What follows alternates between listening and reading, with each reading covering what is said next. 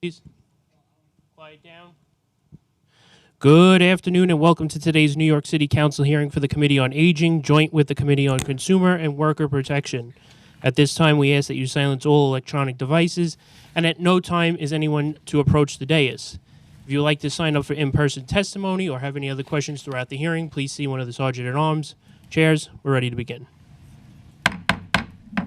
Thank you so much, and good afternoon, everyone. I'm Councilmember Crystal Hudson, Chair of the Committee on Aging. My pronouns are she, her. Welcome to today's joint oversight hearing with the Committee on Consumer and Worker Protection on deed theft. Thank you to Chair Menon for holding this important hearing with me today. I want to thank the Public Advocate for also joining us, and we will hear the following legislation today. Introduction number 888, sponsored by myself in relation to requiring disclosures of market value for unsolicited offers to purchase residential properties. And intro number 901, sponsored by Councilmember Kevin Riley, in relation to requiring the Office of Financial Empowerment to provide assistance to homeowners. We're joined today by Council Members Zhuang, Mealy, Salam. According to 2023 data from the Department of Housing Preservation and Development Center for Research on Housing Opportunity, Mobility, and Equity, 49% of New York City residents aged 62 and older own their own home, representing a higher homeownership rate than the citywide homeownership rate of 35%. Of these older adult homeowners, 75% are low to moderate income and require resources and services to support them as they age in place. As such, in New York City, homeownership is the largest source of personal wealth for many older adults. As New Yorkers have aged in their homes, the neighborhoods around them have changed, property values have skyrocketed, and older residents have become targets by individuals and shell companies seeking to profit off of their homes. This has given rise to widespread deed fraud and home title theft. According to the New York Attorney General's office, deed theft occurs when someone takes the title to someone's home without the homeowner's knowledge or approval. Two of the most common ways scammers steal deeds are forgery, where the scammer fakes the homeowner's signature on a deed and files it with the county clerk, and fraud, where the homeowner signs the deed over to the scammer without realizing what they are really signing. As an example, let's look at the case of 90-year-old Ray Cortez of Brooklyn. Mr. Cortez bought his home on St. Mark's Place in 1969 and raised his 3 children there. In 2006, Mr. Cortez planned on making renovations to the home. Thinking that he was just agreeing to the performance of home repairs, Mr. Cortez was duped into signing over the deed to the home in 2006. Much later, Mr. Cortez learned a mortgage was taken out on the property without his knowledge, with the borrower extracting nearly $700,000 according to court records. Then, unbeknownst to Mr. Cortez, an LLC purchased his home at a 2018 foreclosure auction and is now seeking to evict Mr. Lopez to cash in on the property. Now, 90-year-old Mr. Cortez is in housing court, fighting to remain in the home he thought he owned at a time when he should be enjoying his remaining years of retirement. If this story sounds like a nightmare, that's because it is a nightmare. Unfortunately, it is also the reality for Mr. Cortez and thousands of other New Yorkers. In the past 5 years, the city has received about 3,000 deed theft complaints, 45% of which occurred in Brooklyn and primarily in communities of color and among older adults. Deed theft can be particularly catastrophic for retirees or those on fixed incomes, often leaving them without the resources to secure alternate housing and increasing their risk of homelessness in New York City's high-priced housing market. Deed theft also disrupts generational wealth transfer, which is particularly impactful in communities of color, where families may rely on passing down property to achieve economic mobility. Stripping families of these assets perpetuates economic disparities. Beyond finances, deed theft is also a traumatic experience that can impact older adult victims, who may experience significant emotional strain from both the betrayal and the potential displacement. The stress associated with these circumstances can exacerbate pre-existing health issues, leading to a decline in overall well-being. Last year, the state enacted landmark protections for alleged victims of deed theft, empowering the Attorney General and local district attorneys' offices with the ability to void fraudulent deeds and block foreclosure and eviction proceedings in instances of suspected deed theft. Today's hearing serves as an opportunity to check in at the local level and see how our city agencies are responding to the explosion of deed theft cases in New York City. What resources are being provided to vulnerable communities? How do state and local officials coordinate to enforce protections for homeowners, such as cease and desist zones? What assistance is provided at the local level for alleged victims of deed theft? I look forward to hearing from the administration on the steps it is taking to meaningfully address the scheme that targets some of our most vulnerable residents. Deed theft is an issue that disproportionately impacts my district and much of central Brooklyn, and it has disrupted the lives of too many of my neighbors. Before I close, I want to highlight my bill, Introduction 888. This critical legislation would require that when a purchaser submits an offer to buy a property that the owner has not listed for sale, is not actively selling, did not intend to sell, or where such owner was unaware of their ownership of the property, that the purchaser must disclose in writing in a clear and conspicuous manner the estimated market value of the residential property. If enacted, this legislation would protect homeowners from being taken advantage of by potential buyers and would help to ensure that owners have the information they need to sell their home with the confidence of knowing that they are getting a fair price. It would also discourage such potential buyers from seeking to take advantage of homeowners by knowingly making low offers. This legislation would be another valuable tool that the city can use to ensure that New Yorkers can remain in their homes, retain the value of their properties, and be free from harassment by forces that seek to take advantage of them. I look forward to the administration's constructive feedback on this legislation. Thank you to the representatives from NYC Aging, HPD, Department of Finance, and DCWP for appearing today. Thank you to the members of the Aging Committee and the Committee on Consumer and Worker Protection who have joined us. I would also like to thank my staff, Casey Addison and Andrew Wright, and Aging Committee staff, Christopher Pepe, Chloe Rivera, Julia Haramis, Saimul Hamid. I will now turn it over to Chair Menon for opening remarks. Thank you so much, Chair Hudson. I'm Julie Menon, Chair of the Committee on Consumer and Worker Protection. Helping New Yorkers navigate through financial crisis and build long-term financial stability is such an important component of advancing equity and building wealth in our city.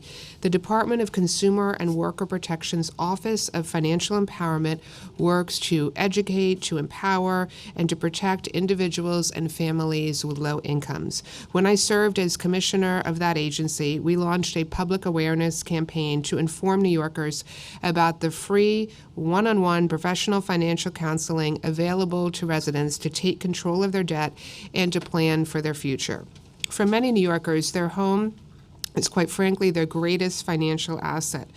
Unfortunately, scammers seek out financially vulnerable homeowners to fraudulently take ownership of their property. As Councilmember Hudson emphasized, deed theft is particularly catastrophic for retirees or those on fixed incomes, often leaving victims without resources to secure alternative housing in the city's highly competitive housing market.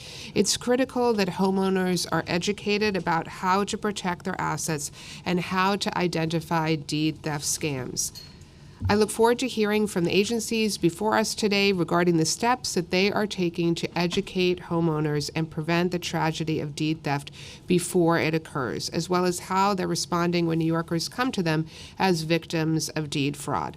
Along with Councilmember Hudson's bill, Intro 888, we are also hearing Intro 901, sponsored by Councilmember Riley. This bill would require the Office of Financial Empowerment, in coordination with the Office of the Homeowner Advocate, to provide support and counseling to homeowners and their heirs to protect their assets, including financial planning, mortgage counseling, and scam prevention. I look forward to a robust discussion about these bills, and I'll now hand it back over to Councilmember Hudson. Thank you so much. I'd like to add that we've also been joined by Council Members Brewer and Lee. I'd now like to turn it over to the Public Advocate to deliver opening remarks. Thank you so much, Madam Chair. As you mentioned, my name is Jamani Williams, Public Advocate for the City of New York. Thank you again to Chair Hudson and Menon and committee members for holding this hearing. In the midst of the pandemic, my office began to receive deed theft complaints from constituents seeking legal assistance. I will say I've been hearing about these issues since I was a council member and only increased as I became Public Advocate. My staff advised these concerned and afraid citizens to share the complaint with the Attorney General's office. The New York Attorney General does not have the legal authority to assist individuals in court and therefore cannot always prevent these individuals from further legal troubles. According to a report done by that office between 2014 and 2019, New York City received around 3,000 complaints regarding deed theft. Of those 3,000 complaints, 45% of them came from Brooklyn. That number might be higher due to the likelihood of homeowners not knowing they are a victim of this kind of scam. By the time a homeowner realizes that they are a victim, their home could be sold or mortgaged multiple times. This time last year, Governor Hochul signed an anti-deed theft bill into law, assisting prosecutors with challenging fraudulent real estate transactions. The governor and attorney general both publicly stated that deed theft has disproportionately affected black and brown homeowners. Despite knowing who's being targeted, despite knowing which neighborhoods are being targeted, victims are still targeted in our city and in need of additional protections, especially the intersectionality of our black and brown elder and senior population and others who may be vulnerable to forgery, fraud, and other scam and tricks. I would say in the most recent recession, black homeowners in particular came into the recession with the least amount of wealth, and they left the recession having lost the most amount of wealth. It always seems that these things hit those communities the most. I would like to add my name to Councilmember Hudson's bills, which requires a purchaser of property due to disclose the market value of substantial similar properties listed for sale in publicly searchable database as designated by the Department of Consumer and Worker Protection. I also want to add my name to the Councilman Riley's bill. The legislation seeks to provide counseling and support to homeowners through Office of Financial Empowerment and the Office of Homeowner Advocate. Importantly, this measure gives homeowners a program to assist them with planning their finances, navigating their mortgages, and recognizing scams from bad actors. These bills represent an exceptional opportunity to have both a safeguard against swindlers and a mechanism for educating folks about the value of their communities. If enacted, they will help curtail the behavior of those who have found it easy to steal property and deplete the wealth of historic black and brown communities. I applaud Councilmember Hudson and Riley and Menon for these bills and for the hearings that can serve a benchmark for other needed legislation that actively protects our longstanding communities. I do want to just lift up communities like Central Brooklyn and Southeast Queens, who have heard a lot from dealing with these issues. Thank you. Thank you so much, Public Advocate. I'd like to now turn it over to the Committee Counsel to administer the oath to the administration. Good afternoon, Chris Pepe, Committee Counsel. Now, in accordance with the rules of the Council, I will administer the affirmation to the witnesses from the mayoral administration. If you could all please raise your right hand. Do you affirm to tell the truth, the whole truth, and nothing but the truth in your testimony before these committees, and to respond honestly to council members' questions? I need a verbal yes. Okay, you may proceed with your testimony. Oh, and if you could please state your name before you testify. Thank you. Thank you. Good afternoon. My name is Colette McCain-Jacques. I am the City Register for the New York City Department of Finance. Good afternoon, Chair Hudson and Chair Menon, as well as the members of the Aging Committee and the Consumer and Worker Protection Committee. Since 2014, the Department of Finance and both the City Register and the Sheriff's Office have been focused on confronting the root cause of deed fraud. That target our most vulnerable New Yorkers. As many of you know, there are heartbreaking stories where older New Yorkers living on fraud income, fixed incomes, and coerced into signing a document that eventually leads them to giving away their property for either no money or fraction of what it's truly worth. This issue impacts New Yorkers across all 5 boroughs. Before I jump into the root causes and the signs of potential deed fraud, I'd like to take a step back and explain the role that the Office of the City Register plays. Each year, well between 300,000 and 500,000 documents are processed by the office. That includes all different actions against properties, including the recording of deeds, which are made available for the public inspection. For example, if a property owner refinances their mortgage or transfers a deed, these actions require filing with the Office of the City Register, which means it needs to be processed by a member of my staff. The Office of the City Register plays a ministerial role in recording of deeds. The office is limited by state law. State law requires the City Register to perform the ministerial acts of recording a deed as long as it is in recordable form, meaning that it's certified by a public notary.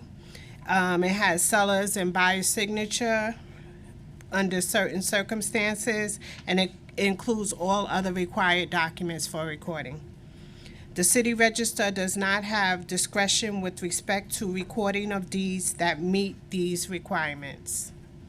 Although the Office of the City Register is limited by state law, there are still proactive steps the Department of Finance has taken to help prevent deed fraud. We have trained City Register staff to better detect documents that may be forged or fraudulent and put in place several safeguards, including involvement of the Sheriff's Office in the review process. After an internal review of our recording process, we discovered that quitclaim deeds are the most common type of deeds used by perpetrators of deed fraud. The staff now pays particular attention to these submissions, and when the staff identifies a discrepancy that appears to indicate possible fraud, they refer it to the Sheriff's Office for review. Examples of other types of recording that would trigger an additional review are those with a sale price far below the market value, and multiple transfers between LLCs within a short period of time, and transfers by people or entities suspected of committing or known to have committed deed fraud in the past. These safeguards have been in effect since July 2014, when we increased our focus on deed fraud, and we continue to make improvements as we see patterns that need to be addressed. In addition, as part of the review process, City Register staff verifies the notary information on the New York State Attorney General's office website, and discrepancies are sent to the Sheriff's Office for closer review. We also automatically inform property owners by mail when a deed is filed against their property. The earlier that someone catches the fraudulent activity, the more quickly a problem can be addressed. In addition to our efforts in my office, the Sheriff's Office plays a vital role in handling the potential fraudulent cases. Since 2014, the Sheriff's Office has taken many proactive measures to reduce deed fraud and investigate crimes related to deed fraud. We are hopeful that with the state taking important steps to expand deed fraud protections and creating harsher penalties for the perpetrators, we will continue to see a decrease in cases. Our investigations in the past 10 years have resulted in the arrest of 58 suspects tied to fraudulent property transactions. The total value of these properties was in excess of $54 million. Our most effective enforcement tool is proactive outreach and empowerment of homeowners before they are put in a compromised situation. The Department of Finance's outreach unit has been informing event attendees about deed fraud and how to prevent it since early 2016. Their work has reached over 100,000 taxpayers at over 1,800 events. DOF has partnered with the Department of Aging, HPD, DCWP for housing resource fairs to provide education for older New Yorkers, including deed theft education. Agency partners as well as elected partnerships are the most important types of outreach the city can do. I would like to thank Borough President Reynoso for recently inviting us to a town hall where our outreach team spoke with New Yorkers directly about how to protect themselves from deed fraud. In addition to the outreach team, the Office of the Taxpayers Advocate has conducted outreach events with the IRS, New York State, other government agencies, and non-for-profit partners on the topic of deed fraud. During these events, they educate tax professionals, taxpayers on the topic of deed fraud and encourage everyone to be vigilant about fraud prevention. During the outreach sessions, we give presentations which include a section on deed fraud and what people can do to protect their properties. The outreach unit has distributed tens of thousands of copies of our deed fraud guide, which is available in 10 languages on the Department of Finance's website.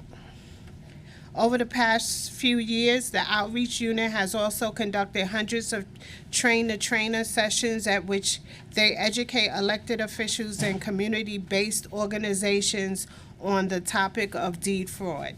This is an ongoing effort, and we encourage members interested to contact us to schedule a session. Turning to today's legislation, the administration supports the intent of both bills for the consideration today with proposed amendments. Introduction 888 would require DCWP to ensure that parties that make unsolicited offers to purchase residential property provide the owners with a disclosure of the market value of the property. It would also require DCWP to establish a database of residential property market values. While DCWP agrees with the goal of providing potential sellers with important information regarding their homes, especially in the case of unsolicited offers where we are concerned that an approach focused on DCWP assessing home market values would be unreliable for home sellers. Instead, we recommend that the business or person making an offer to purchase a residential property to be required to provide the owner with an itemization of their rights and protections as a protective sellers. This would fall in line with existing practices that DCWP has successfully established in the used car, paid tax preparer, and debt collection industries. Introduction 901 would require DCWP Office of Financial Empowerment to provide counseling to homeowners in coordination with HPD's Office of the Homeowners Advocate. DCWP's Financial Empowerment Centers do not provide mortgage counseling, housing scam prevention, or home repair financing. These services include legal services support are offered by HPD in collaboration with community-based organizations such as the Center for New York City Neighborhoods. Our colleagues at HPD can further elaborate on the specific work. The administration believes these legislation presents an exciting opportunity to develop a deeper partnership between these two agencies, leverage their respective networks to support more communities in New York City, and achieve the goals of the legislation. The administration remains committed to uplifting New Yorkers as they build and protect their assets through these resources. I want to thank the council for allowing me to speak today, and I hope that our testimony has given you a useful overview of where we stand regarding deed fraud. I will take any questions you may have at this point. Thank you. We'll turn to the next person to testify, and then we'll come to you with questions. Yeah, that was the whole testimony. Then, in that case, I'd like to acknowledge that we've been joined by council members Banks, Joseph, Osei, and Krishnan.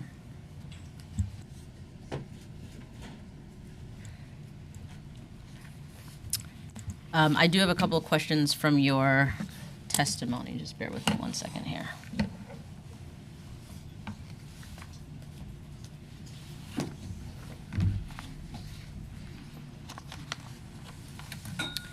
You stated that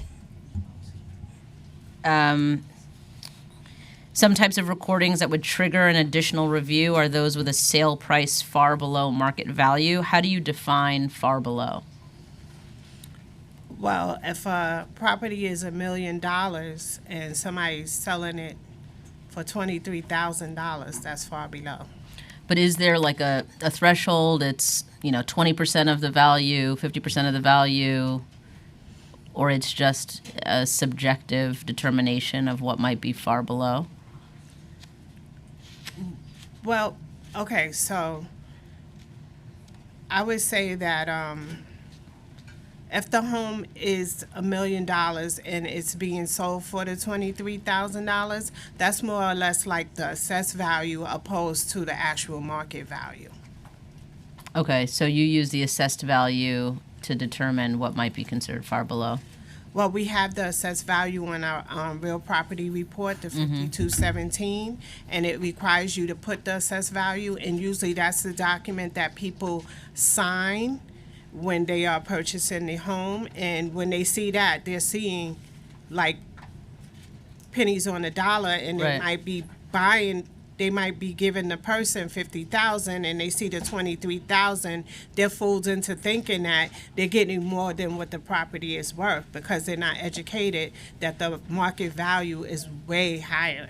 Right. I guess I'm also trying to assess, even if that same $1 million home is being sold for $500,000, that's still, I mean, that's 50% of It's the a value. flag for us. Okay, so is there like a threshold or a particular percentage or number that you use in the office to determine what would be a flag? So we have it built into our ACRA system. So the ACRA system pulls the information and it pretty much knows what the market value is. So it's determined like that. I don't have an exact percentage to tell you and what the threshold is, but that's what the flag is based on. Okay, do you think there could be a scenario where there are homes or people or cases in this instance that would fall somewhere between the threshold that you're talking about and then the actual market value? Like, are we missing anyone, essentially, with the system that you're talking about? If it's flagging people or flagging homes that might be, you know, below 50% of the assessed value or below 50% of the market rate, rather, or simply just using the assessed value, are we missing anybody who might be making they might still be, you know, experiencing deed theft or fraud, but they're not somehow hitting the threshold in your system? Maybe I should explain it differently. Okay, so when a deed document comes in, right, and it goes through the system, we have another system that it pulls the information with the market value. So anything that is being sold below that market value is going to be triggered. Okay. So it's not going to get missed. Okay. You know what I'm saying? I got you. Anything. That was helpful. Thank you. Okay. And then you also mentioned that your most effective enforcement tool is proactive outreach, and I'm wondering what exactly does that look like? I know you referenced events, but do you send letters to the home? Do you call people? Do you make home visits for anybody that you might identify as being victim? And as far as notifying Correct. about the events, No, sorry. If there's somebody who's being flagged in your system, right? as potential, you know, victim of deed theft or fraud, how do you do outreach to that person? So this is, first off, we do some outreach. Anytime a document is recorded on a piece of property in New York City, a notice of recorded document automatically goes out to the homeowner, notifying them and letting them know that there's been activity on their property, and if they are not familiar or this is not something that they did not do, then they should go notify the district attorney's office for investigation. Okay. I'd like to also acknowledge that we've been joined by Council Member Nurse. Can you describe the trend of deed theft among older New Yorkers over the past 10 years? I don't have that information. I'm not keeping that data. Because when people come in to record documents in our office, we don't ask them how old they are or anything. We don't capture that information on the documents that are required to be submitted in our office. It does not capture that information at all. Also, 86% of our documents recorded with the city register are recorded electronically. So there's no way to keep track of that. Okay, and for NYC Aging, what does NYC Aging do to educate older homeowners about deed theft? Good afternoon, Chair. Penny Vetcher-Apropun, General Counsel for NYC Aging. Sorry, go ahead. Spilled some water. Oh, sorry, the sergeants, we have a little spill over here, if you can grab. The spill. They spilled on the table. Thank you. Okay, we'll get to it in just a second. So our agency has a specific referral structure for deed theft. We have our Elderly Crime Victim Resource Center as well as our Elder Justice units. So when an older adult victim of deed theft comes in and the deed theft was done by a stranger, the Elderly Crime Victim Resource Center would handle that. If it's done by a trusted individual, then the Elder Justice unit would handle that. And the difference there is that the ECVRC is direct services, so that's our staff managing that and making sure that there are connections and referrals to support the older adult. And then the Elder Justice unit is a contract management unit, so the cases would be sent over to providers. In addition, of course, we have our legal services providers, and the most important thing we found with regard to deed theft among older adults is, as you mentioned with Mr. Castro, oftentimes folks aren't finding out about these thefts and frauds on their property until much later. So our priority is to connect older adults to legal services as soon as possible. And is there a public awareness campaign in place to educate older adult homeowners about deed theft and their rights as property owners? So we have our Know Your Rights pamphlet, and that actually does mention information about deed theft as well as resources and assistance that older adults can connect with. In addition, our legal services providers do presentations in the neighborhoods and communities. It's not necessarily that these are presentations specifically about deed theft, but they are about home ownership, they are about tenant-landlord issues. And I think my colleague also mentioned that we have run housing resource fairs. I can find, give me 1 second. So we did 2 recently. One was on November 7th and involved HPD, Department of Finance, and some other agencies, and we did that in the Grace Agard Harewood OAC in Clinton Hill. And then we actually have another one coming up on the 21st this week. And where's that one? That one's at Allen Community Center in Queens. Great, thank you. In what ways does NYC Aging support older New Yorkers in recognizing and reporting deed theft scams before they lead to property loss? Well, as we've mentioned, and as it seems council is aware, the deed theft is an issue that oftentimes folks aren't learning about until much later. So the most important thing from our perspective is always, of course, to educate older adults. I mentioned the webinars and presentations in the community that our legal services providers do. And then we also, of course, operate on a no wrong door approach. So anytime an older adult comes to us, of course, we have our Aging Connect to make sure that there are other supports in place. Because what we found is sometimes it's not just deed theft, there are other issues at play as well. And then what about reaching homebound or isolated older adults to educate them on this topic, particularly since we know that those individuals are high risk for being targeted? So that would be handled by our case management agencies, and those are the folks who are actually going into the homes and connecting with the homebound older adults. And they can make direct referrals to our Elder Justice Unit and our ECVRC. Great. And then can you describe collaboration and what that looks like with other agencies, including the New York Attorney General's Office and the New York City Sheriff's Office, to prevent and rectify deed theft among older adults?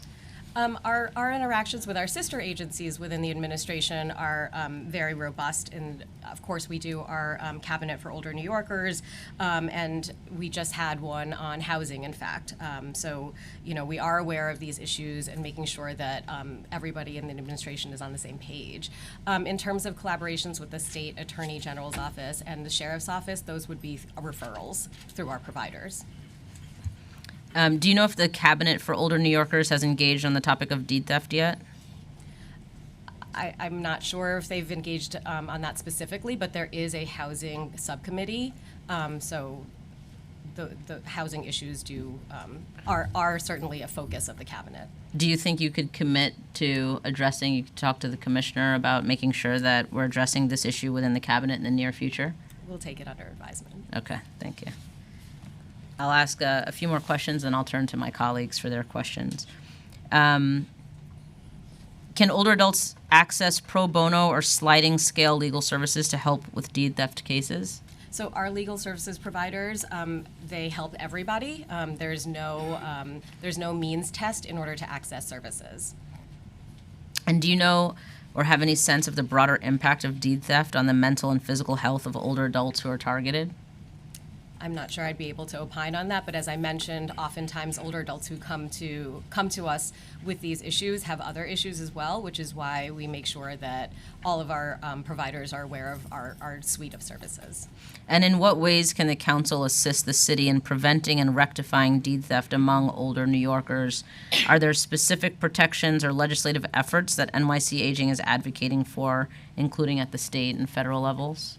Well, of course, we always welcome council's partnership, and I personally think that the most important thing that council members can do and the city can do is to just let folks know that we exist, that our agency exists, and that no issue will be turned away. There will be supports for whatever issue the older adult walks through the door with. I would note, Chair, that the legislation today, the administration is supportive of the goals, and I think that does take important steps to ensuring that homeowners have information necessary to them. They are connected to important resources such as our financial empowerment centers or the Office of the Homeowner Advocate. So I think this hearing is a good next step for that process. Great. And then any of you can speak to how the state laws have helped, or anything further that you would like to see?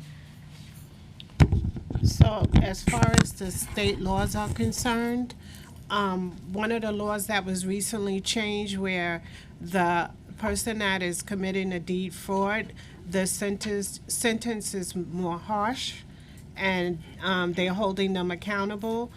When they used to get arrested and indicted for deed fraud, and they would leave, they would not do any time. It was more like a misdemeanor. They got a slap on the wrist, and they was able to go on about their business, and then 2 weeks later they would be back in my office trying to steal another piece of property.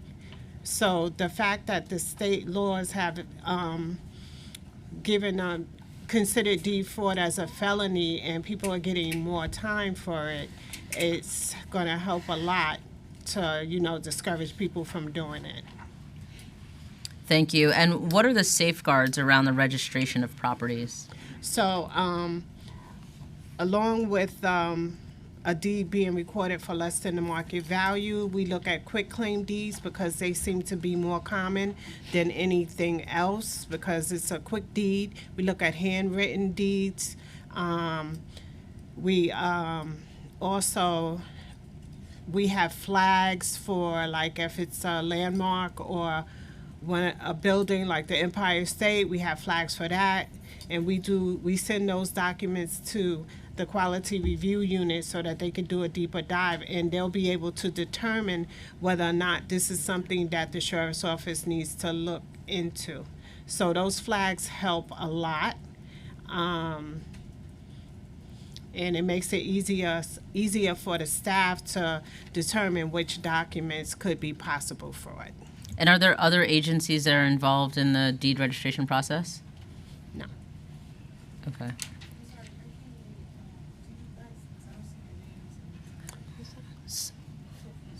Sorry, we can, it's all in the public record, and we can direct you towards finding out that information.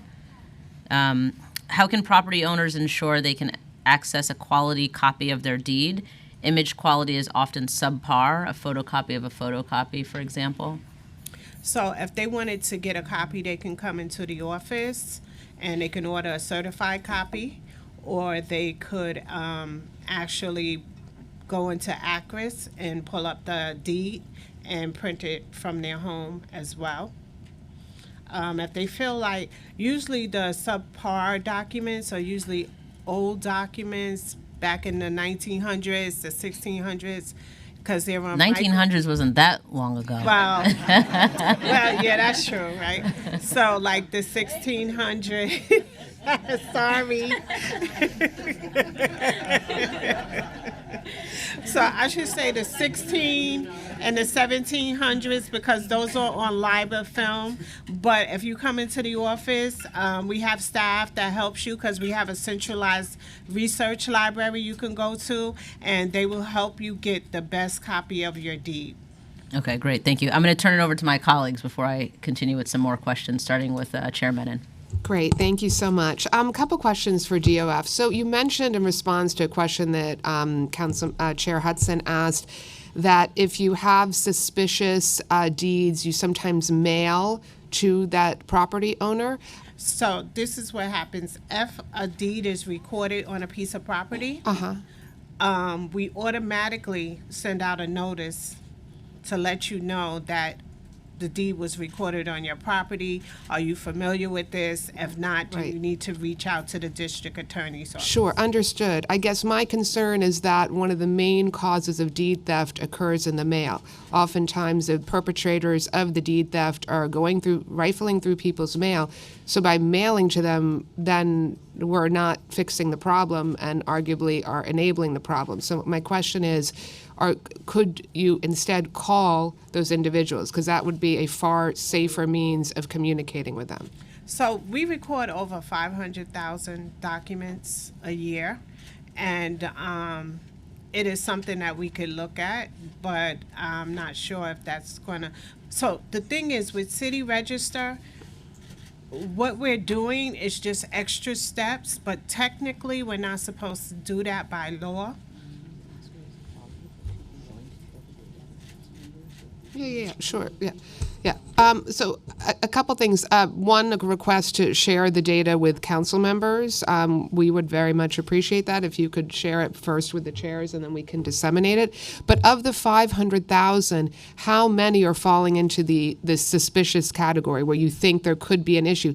That's the data set that I'm requesting that you call those individuals. That's not the full 500,000. It's a narrow subset of that. Okay, so with the recently we started flagging the information of those documents that are being flagged for deed fraud. So we had about 47,000. That's not the exact number, but I'm just giving you the general idea. We had 47,000. Of that 47,000, 4,700 was sent to the quality review to do a further review to see if there's any suspicion. Out of those, only 203 were rejected and not recorded because of deed fraud.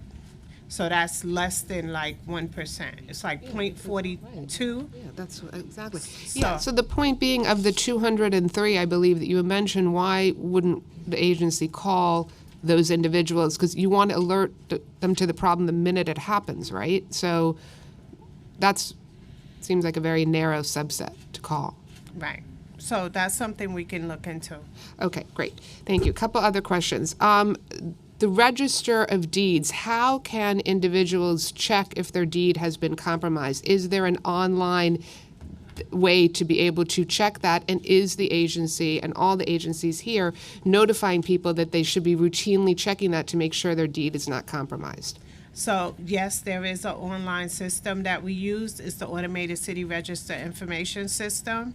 And you can go online and you can check to see if there's been any activity against your property at any time, 24/7. Okay, so that sort of gets to my broader question, which is you mentioned you're doing outreach, and you spoke a bit about outreach to seniors, which is great, but it's equally as important that you're outreaching to the general public, because it's oftentimes, and I know Chair Hudson had this issue with them, she was a caregiver for her mother, I was a caregiver for my mother, I'm a caregiver for my father who has dementia.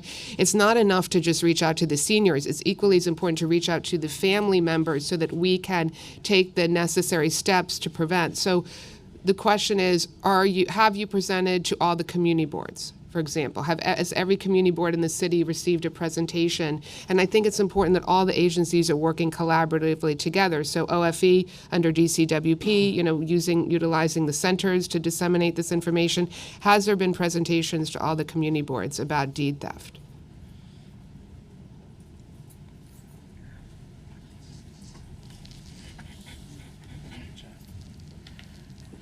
We could check with our outreach team in DOF to see if they have reached out to all the community board. Yeah, I think it's absolutely imperative, and it's imperative to let people know about this online registry, because like that's something that we as caregivers could be checking. Like my father, I can say from personal experience, is not in the position where he would be able to check this registry, and so it's important that caregivers and families know that they should be routinely checking that they should be looking at issues regarding mail and making sure that their loved ones are not, inadvertently compromising some of these issues. So community boards are important. In addition, getting this information to all the council members, we can put it in our newsletter. So that's something I think that's a base. I don't know if you've done that yet, but that would be very important to help disseminate information. I've got a question on title insurance policy. So a lot of people don't know if you have this kind of insurance, it protects you against deed theft. How are we getting that information out there to let people know that this is a more cost-effective way of upfront being proactive?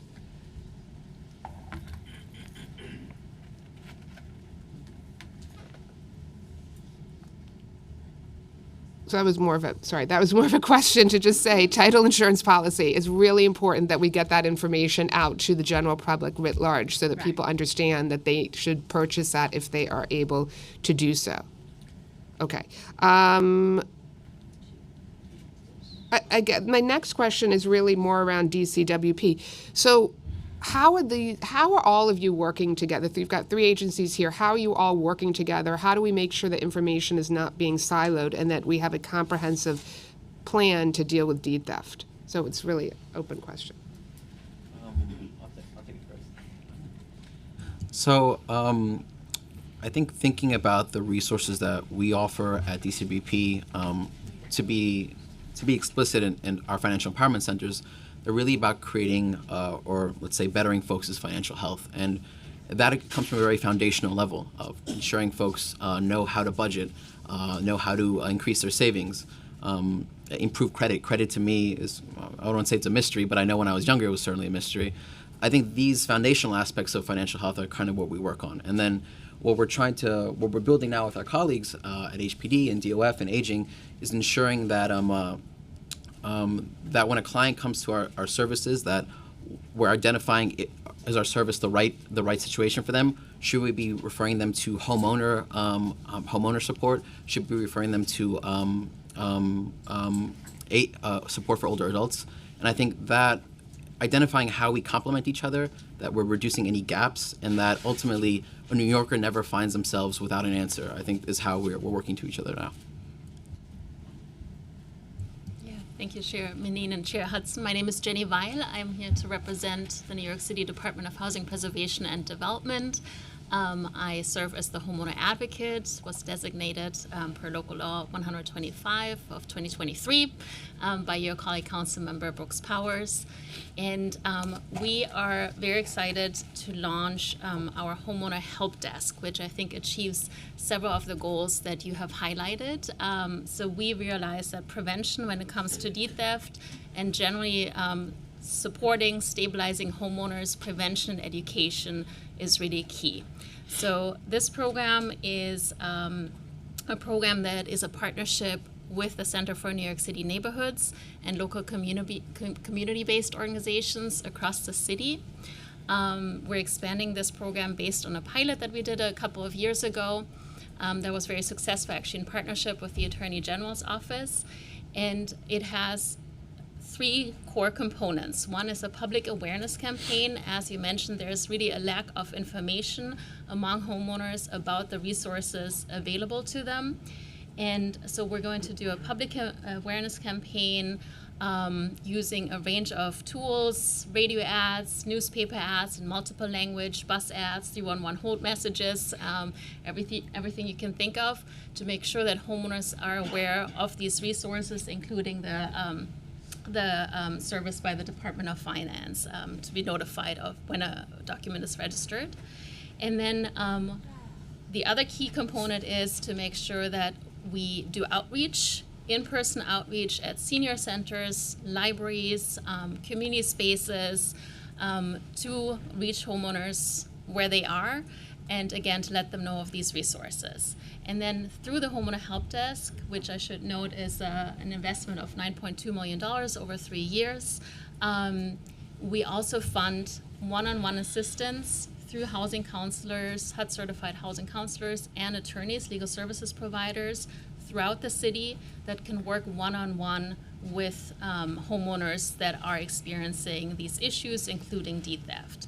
We're also going to administer the new allocation by the City Council of $1 million for estate planning, which we think is really key, given that estate planning is one of the best ways to prevent deed theft. I should also note that since the Office of the Homeowner Advocate was created in March of this year, we have done a lot of education in-house.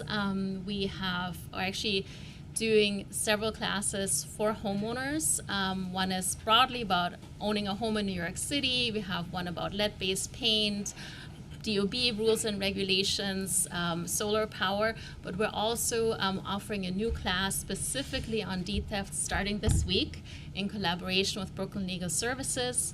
We offer these classes both virtually and in person, and they've been very well attended. We have offered 30 classes since March alone that were attended by 400 people. We also partner with our sister agencies on housing resource fairs. As was mentioned, we just did one specifically for senior New Yorkers, but we do these on a regular basis. Since March alone, we have hosted 9 resource fairs that were attended by sorry, let me get the numbers right. Sorry, I misspoke. The classes were attended by 1,200 people, and our housing resource fairs were attended by 400 people. And then in addition to that, we table at community events with informational tables where we have information about deed theft and what homeowners can do to protect themselves. And we have reached 16,000 New Yorkers since March. And you mentioned the $1 million of estate planning. What's the overall, aside from that, what is the budget that you're spending on outreach, and how many staff members do you have that are doing outreach? Thank you for that question. So there are several programs that HPD administers. The Homeowner Help Desk is our newest program that was based on a pilot we did a couple of years ago. We're now expanding the citywide, and the budget is $9.2 million over 3 years. In addition to that, we also administer the foreclosure prevention program that is funded by City Council, again funding for community-based organizations that provide housing and legal counseling, outreach and education to homeowners across New York City. And the annual funding, I should note, is over $4 million. And the new allocation for estate planning, we just learned a few days ago which community-based organizations will receive portions of that funding, is $1 million for this fiscal year. If I could add a piece to this as well, I know in my own experience doing constituent services, a lot of times problems don't necessarily come to our offices very clean, and they can at times be, from the constituent's perspective, has a lack of clarity what exactly is happening. So having a one-stop shop for homeowners, and for, I think your point was well taken, their family members as well, to identify problems and really triage situations, I think is very helpful. And then our own perspective from the Office of Financial Empowerment at the Department of Consumer and Worker Protection, from a policy level, we certainly have a lot of thoughts and feedback to provide on creating and securing intergenerational wealth that would create stronger communities or create stronger financial health in our communities. So we're looking forward to working on that closely with our partners at HPD. Estate planning is huge. I know the funding was for a year. We're looking forward to that as well. Yeah. Yeah, I mean, I was just going to say one suggestion that I would have is that I think it's imperative, because I think a lot of people are not aware that this new office exists, and so making sure that all of the other city agencies are disseminating information at all the touch points that they have with New Yorkers is going to be absolutely critical to get that information out there. And it's, as I said, things like title insurance policy, or the fact that you can check your online register of deeds, but also quitclaim deeds. You talked a lot about that. I bet if we did a poll, the majority of New Yorkers have no idea what a quitclaim deed is. So getting that information out there so people can understand what are the warning signs to look for, both families and seniors. Yeah. If I may just highlight a couple more things. Yeah. the Office of the Homeowner Advocate has also created a new webpage for homeowners that I wanted to highlight on the HPD website. It went live in September. It's a guide for New York City homeowners that includes a range of information ranging from home repair loans and grants to foreclosure prevention resources. And we have a whole chapter about deed theft prevention, what homeowners, but also their family members should know, including I forget the name of the notification of recorded Notice of recorded notice. Thank you. That system. So I encourage everyone to check out that website. Okay, thank you. I'll turn it back over to Chair Hudson. Thank you so much. Sorry, can you just, I'm trying to pull it up here. Where on the HPD website is it? It's Guide for New York City Homeowners. Guide for, okay, Under, thank I you. think, resources. Okay, I'm going to jump to Councilmember Osei, followed by Brewer, and then Joseph. Thank you, chairs, and thank you to the agencies who are present today. I wanted to, acknowledge that outreach and empowering homeowners is great. And also, I represent Bed-Stuy and Crown Heights, where we see a lot of this behavior go on. That outreach is great. The empowering is great. But I want us to make sure that we understand that it's key that these solicitations truly do end. I think Chair Menon and Chair Hudson really addressed the fact that even sending this mail out to some of these seniors when they're already wary about mail that is potentially fraudulent is something that isn't going to address the problem. I wanted to ask how the administration is ensuring that cease and desist zones are actually being implemented. I think that's been, the only solution that I've heard in terms of how to tackle this, but I want to know what the city is actually doing to implement those zones, especially with a key focus on community districts that are most impacted, most especially mine. So I would love to just hear insight from the agencies in terms of what you guys are doing in that regard. Especially the Department of Finance. Maybe I'll be more specific. Okay, so for that information, we could get that information from you, and that would be for you, and that would be from our Sheriff's Department. I'm sorry, can you just pull the microphone a little bit closer so that everyone can hear you? We can get that information for you from the Sheriff's Department, and we'll be able to tell you what it is that they're exactly doing in order to. I really do appreciate the work that you guys are doing. I think that this is such a problem that's impacting people on a daily basis, especially my constituents. And it seems like the solution is very clear, right? I feel like it should be a number one priority of the agency just to make sure that when a specific zip code or community board or communities are labeled as cease and desist zones to prevent deed theft, that every part of our government is working on ensuring that is being prevented. As far as the Department of Finance, we are, every chance that we get, if we see something trending where it looks like it's deed fraud, we're on it and we're trying to find ways to improve it. So, for us, we feel like this is never going to stop because people are always thinking of creative ways on how to steal people's property, and we're sympathetic to that. So for us, it doesn't feel good when somebody comes into your office and they say somebody stole my property and there's nothing that we can do legally because we're ministerial in nature, and as long as that document's in recordable order, we have to record it. But we still try to find other ways in which we can try to combat that deed fraud, and that's like putting as many flags as we can in our ACRA system so that when the examiner is looking at the document, it is telling them why this document is being flagged, whether it's a sovereign citizen document or whether it's the market value is lower than what the property is actually worth. And we've been adding flags for a couple of years now, and the more we do it, we're seeing less of it, but it's still out there, and we're still looking to make things better for the homeowner. I know that we hear a lot from our state colleagues about like reporting different fraudulent phone numbers or pieces of mail. Is there any reporting mechanism that exists through the city where constituents of mine can report predatory solicitation? Do you guys have any of that? Nothing? No. I think that would be a aware good of idea, maybe, right? Okay, so For the it's city to. definitely something we can look into. I think creating a form on a website, embedding it onto your website where folks can upload through PDF, through scan, different mail that they're receiving that they deem to be fraudulent, and having the department look through that specific mail that goes through that portal, I think could be a great first step in terms of identifying some of these problems. What do you think about that?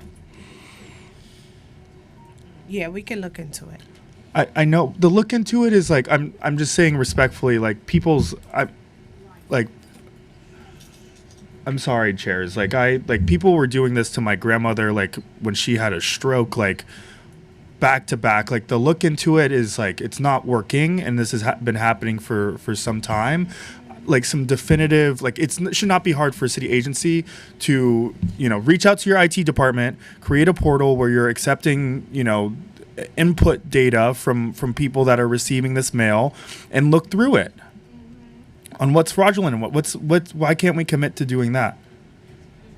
If I may, council member, I'm horribly sorry to hear that your family was impacted by this. But I did want to reiterate that I think one of the great things that all the members here can do is just to make sure that your constituents are aware of our agency. We don't have a form per se or a PDF form or anything like that, but any older adult who walks in and needs any assistance with mail that they think is fraudulent or services that they're not aware that they need, we are able to help them. We have a full suite of services. That doesn't seem efficient, right? We have seniors, and like I really like everyone who works for the city. I'm like deeply appreciative of the work that you all do. I'm sorry with the tone of this. It's just an emotional subject. Just even the barriers of like having people having to come in with these documents to like wait on a line to like see if like At least with my agency, they don't have to do that. We have Agent Connect, which is an information referral hotline. So any older adult can call, any caregiver can call, and ask for assistance. And how is the agency through phone when they call for that assistant able to review the documents that are being. As I mentioned, most of our services are not direct services. So if someone were to call in and say, I received this mail, I think it's fraudulent, I'm worried about my deed, they could be immediately connected to either the Elder Crime Victim Resource Center or to our legal services provider. I think that is way too many steps to like stop these. These are criminals who are stealing people's homes. I'm respectfully streamlining this process and working with the state on identifying these frequent solicitations that are coming to people's mailboxes is a better way to solve this. We need to be making our government a bit more efficient in addressing this solution. Seeing trends, noticing trends through collecting that data that people can submit through the mail that they're getting, and working with the state on holding those who are sending those pieces of mail, who are calling their phone numbers accountable, I think could be a great step in identifying these trends and holding these perpetrators accountable. I just want us to be like, this has been happening for. I have one more. The look into that is great. I like a commitment because I really want to follow up on this, maybe in like a week, on what that looking into it looks like. Secondly, I know that 58 arrests through the Department of Finance's efforts with the Sheriff's Office. It's impressive. I know that this is hard work. It means that bad actors are off of the street, but how can your administration, this mayoral administration, continue that effort in removing bad actors and holding them accountable? And also, what else is the administration doing to prevent predatory actors in engaging in deed theft again?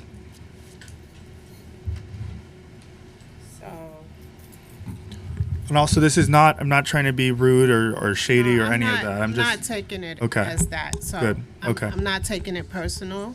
Okay. If it's your problem, it's my problem too, Good. right? So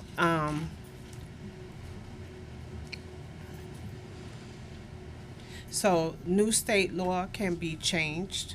A lot of it is we have antiquated laws, and we need to look into seeing if we can change those laws. Like I said earlier, when a person stole a piece of property, nothing happened to them, that they were able to come back and try to do it again. So for my, Which specific law? Which specific law? I don't know the exact law. It was 2023, and it was the state law where they made deed theft a felony. Okay. So I don't know the exact. That was the Attorney General. But Yeah.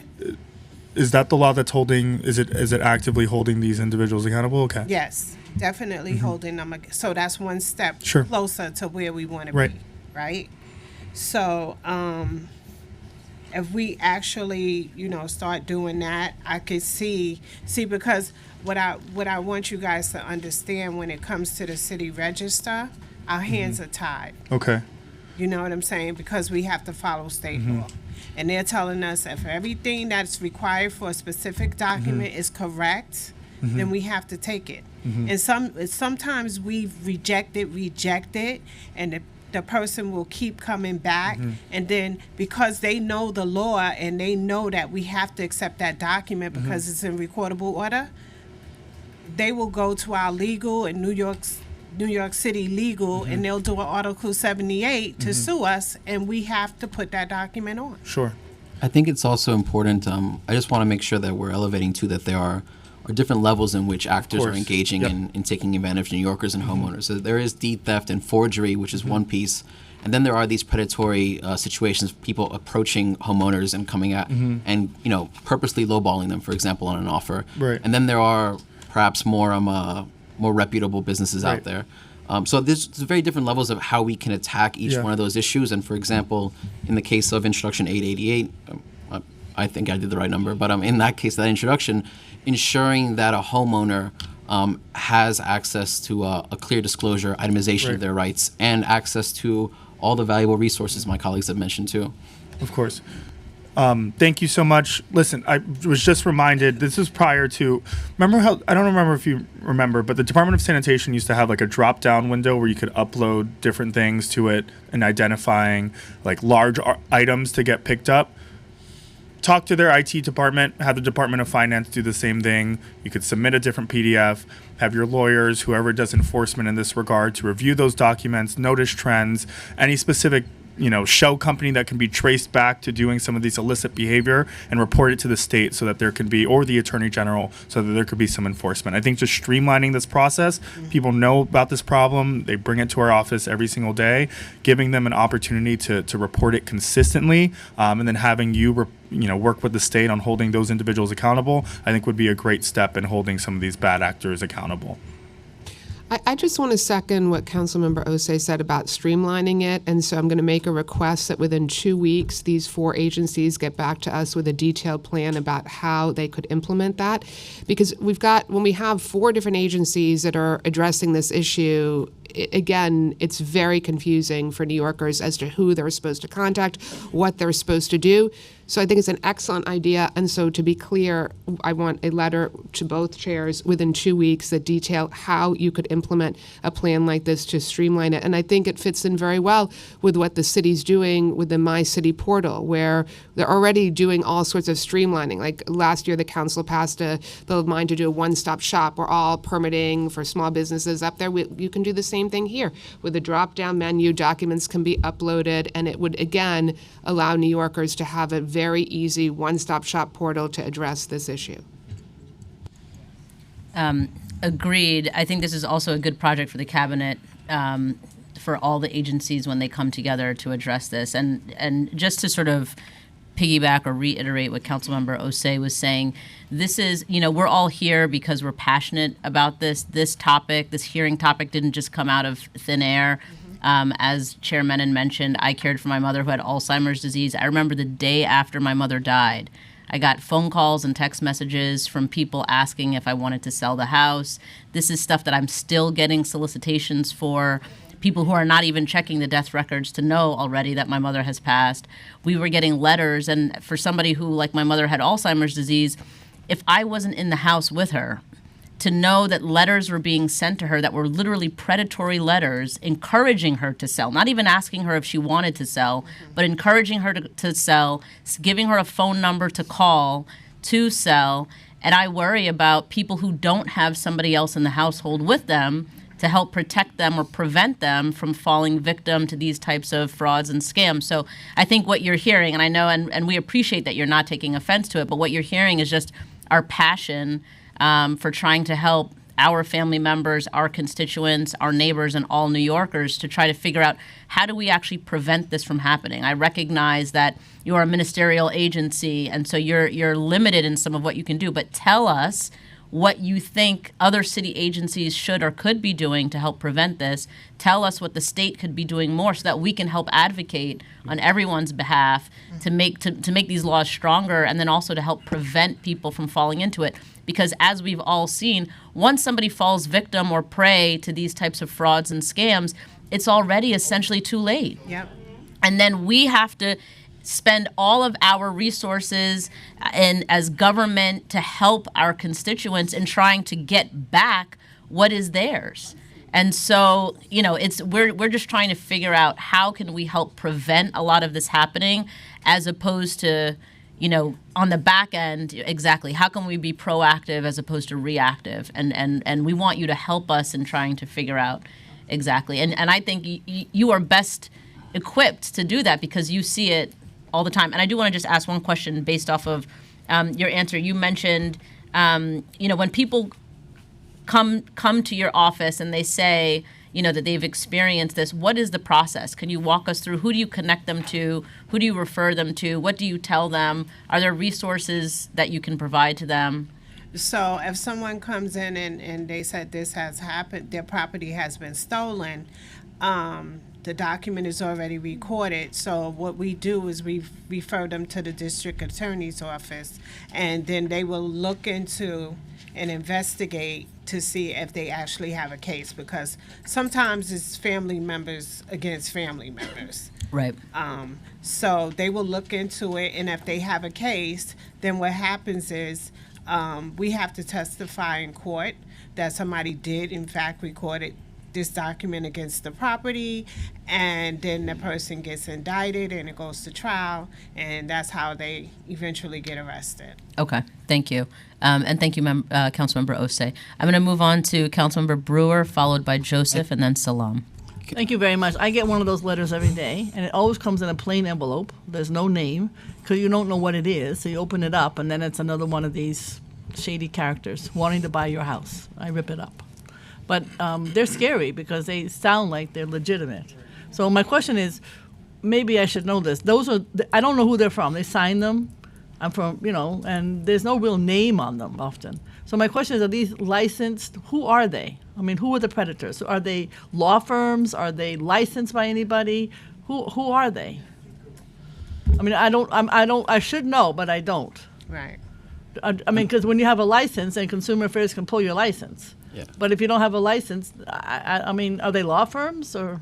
I'm not necessarily sure. I mean, I think all of us have gone through this similar situation. I remember when my grandfather passed, we had the same situation with letters coming in. And I think part of the question perhaps to tackle, and this is for the council too, it's how do we limit offers of purchase? I mean, that's what's really happening here is people are making offers of purchase, and how do we find a way to disseminate or distinguish between those offers of purchase that are a faithful offer, albeit perhaps one that is a negotiating position, and an offer of purchase that is a scam. And I think that's the struggle. Could it be? I don't know. Could it be illegal to send me or any other homeowner on a regular basis, stating that you are, I want to buy your house right now, and blah blah blah, and scary things? I'll just say I've looked into that, and also to stopping the phone calls, the predatory phone calls. I get that's those all too. through federal law. So it's FTC. So FTC for the phone calls, and then Postal Service. So there's nothing we can do. Go ahead. If I may add, HPD has also been, and the administration has been supportive of the state's efforts to establish cease and desist zones, as Councilmember Osei mentioned. These are non-solicitation zones that the state establishes and administers. Currently, they exist in small portions of Brooklyn, I think in Community Board 5 and 17. Governor Hochul signed legislation in 2021 to direct the Department of State, New York State Department of State, to investigate whether more of these zones should be established in Brooklyn.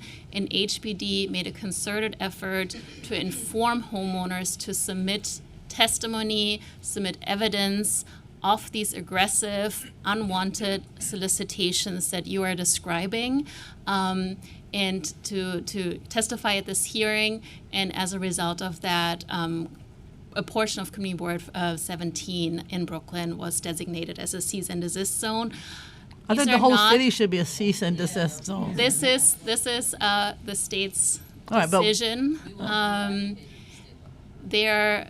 They are based on an opt-in registry, that should be noted. So again, information, public education, public awareness is really key. Okay. And I do want to emphasize again that through the work that we're doing with the Homeowner Help Desk, the foreclosure prevention programs that we're offering, we are working across the city. We're working with homeowners directly. We're working with family members. They can get one-on-one assistance free of charge on a range of issues. Okay, I think what and we're- they're welcome to come into our doors. I think what would be helpful when you 2 weeks you Right. come up with blah blah blah. That's what we could put into our newsletters, because then my newsletter goes to 100,000 people. So if you tell us what you want in our newsletter, that would be helpful, as opposed to calling 4 different agencies. The second question I have, and I should know this, when you call 311 on this topic, where does it go? Somebody just stole my house. You call 311 because that's probably better known than DFTA's hotline. So what happens when you call? Does anybody know what happens when you call 311?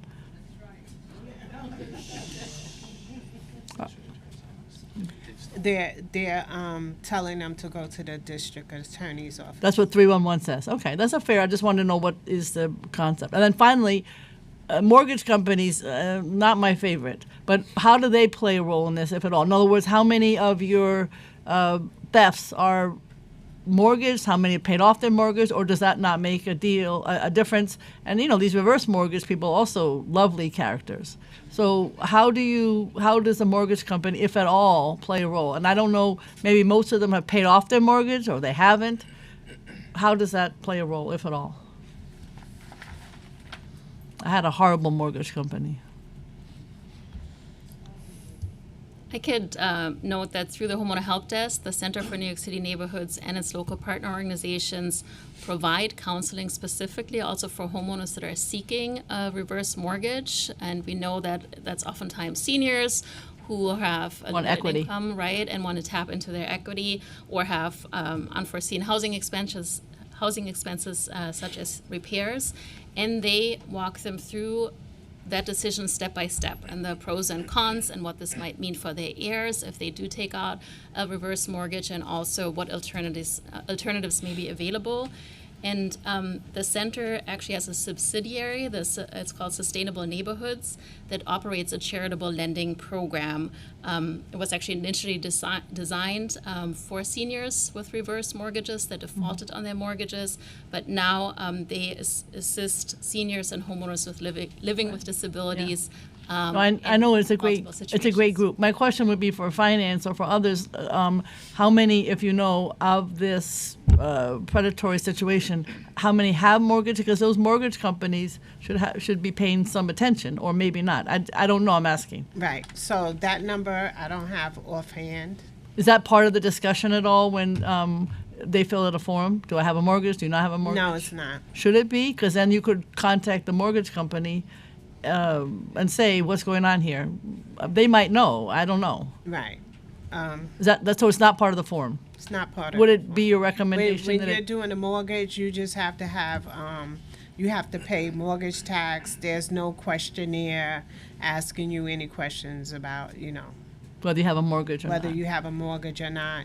Do you think that would help in terms of your ability to, if you see a red flag and then you see a mortgage, you might be able to call the company and say, or maybe they don't know anything. Do you think that would help or not? Again, I would have to look into it to see Okay. if that's something that could work. Okay. I mean, Know some what more. I'm saying? I would think that I some more. mean, we welcome the suggestions, you know what I'm saying? Because sometimes you could come up with something that we haven't come up with yet, even though we think we've came up with a lot. So we would have to look. You would think the mortgage companies would not be interested in a predatory situation, but who knows? Yeah, but think. I would think most of those deed thefts are property that's already paid for. Okay, that's what I was thinking. You know what I'm saying? Yeah, Is- if they're well, seniors. if I was to like off the top of my head, They're it seniors. would be properties that's already paid for. Okay, and also the attorneys who are involved in this, they have a license. Yeah. Do you have any like when Well, you're one thing we are keeping track of, so when we know that a person does this often, it flags. We have a flag for that in our system. and that contacts the bar association, or how do we handle that? That goes to the DA also. Well, once it gets investigated and the sheriff looks at it and they say it needs to go to the DA's office, then they would look at all of that. We wouldn't look. Okay, and then finally, I'm a big supporter of the sheriff, but he is busy with my smoke shops. So, is he able to keep up with? He has a unit that handles deed fraud that we come in contact with. We have a SharePoint site and we send everything electronically to them and we work together. We send city council a report every year annually about the notice of recorded documents, how many people registered by borough. Actually, the report was just sent out November 15th, and we also have that report listed on our site. So you have a lot of information about how many cases are closed, how many complaints were made, how many my office referred to the sheriff. So that gives you a lot of information. His that unit is keeping up. It's not been slowed down. What you're saying? No, they have a specific unit that handles Okay. that, and All right. they look at whatever we send to them. Okay, thank you very much. Thank you, Councilmember Brewer. We'll go to Councilmember Joseph, followed by Salam, and then Nurse. Thank you, Chair Hudson and Chair Menon for this hearing. The Know Your Right counselor, how do you follow up and work with elected offices in making sure constituents know that this service exists? I'm sorry, is that for HPD or is that for? Yeah, the Know Your Right counselor and the program you're about to roll out, how are we going to know to make sure that it's in our newsletters, and where are you located so constituents can know about your services? Thank you so much for that question. Yes, we intend to work very closely with elected officials. The Office of the Homeowner Advocate that manages this Homeowner Help Desk program, as I mentioned previously, we host housing resource fairs on a regular basis, and these are typically hosted in partnership both with community-based organizations and elected officials. So we already have a system in place to work with local elected officials, council members as yourselves, and we collaborate on outreach to make sure that constituents in those districts are aware. Through the Homeowner Help Desk, we're building on these existing efforts, are expanding those, so we will certainly partner with you and your colleagues. And you'll be reaching out soon. How is language access used for deed theft? For example, in my home, my mom, English was not her first language, and we owned a home.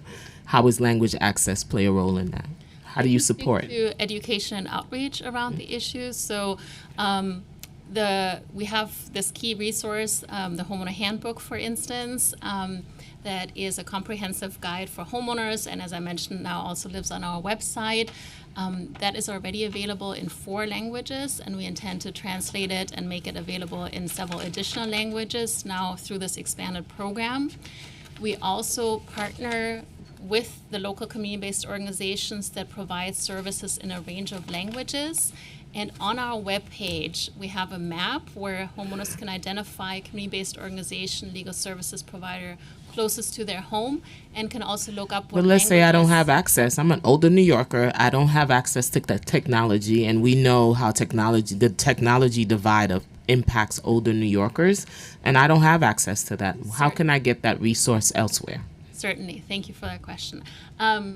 We intend to do and are already doing significant in-person outreach that can mean pop-up events at libraries, senior centers. Churches. Our older adults are always in churches too.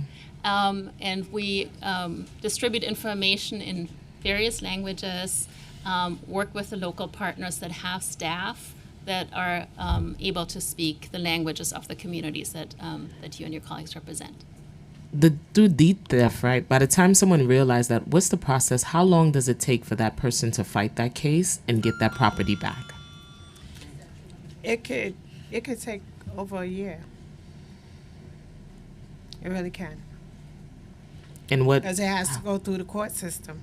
And how many we have been able to? Until the judge makes a decision, a ruling on it, you have to, then you can put the deed back. They'll do court orders, and we have done court orders, and we revert the deed back to the original owner.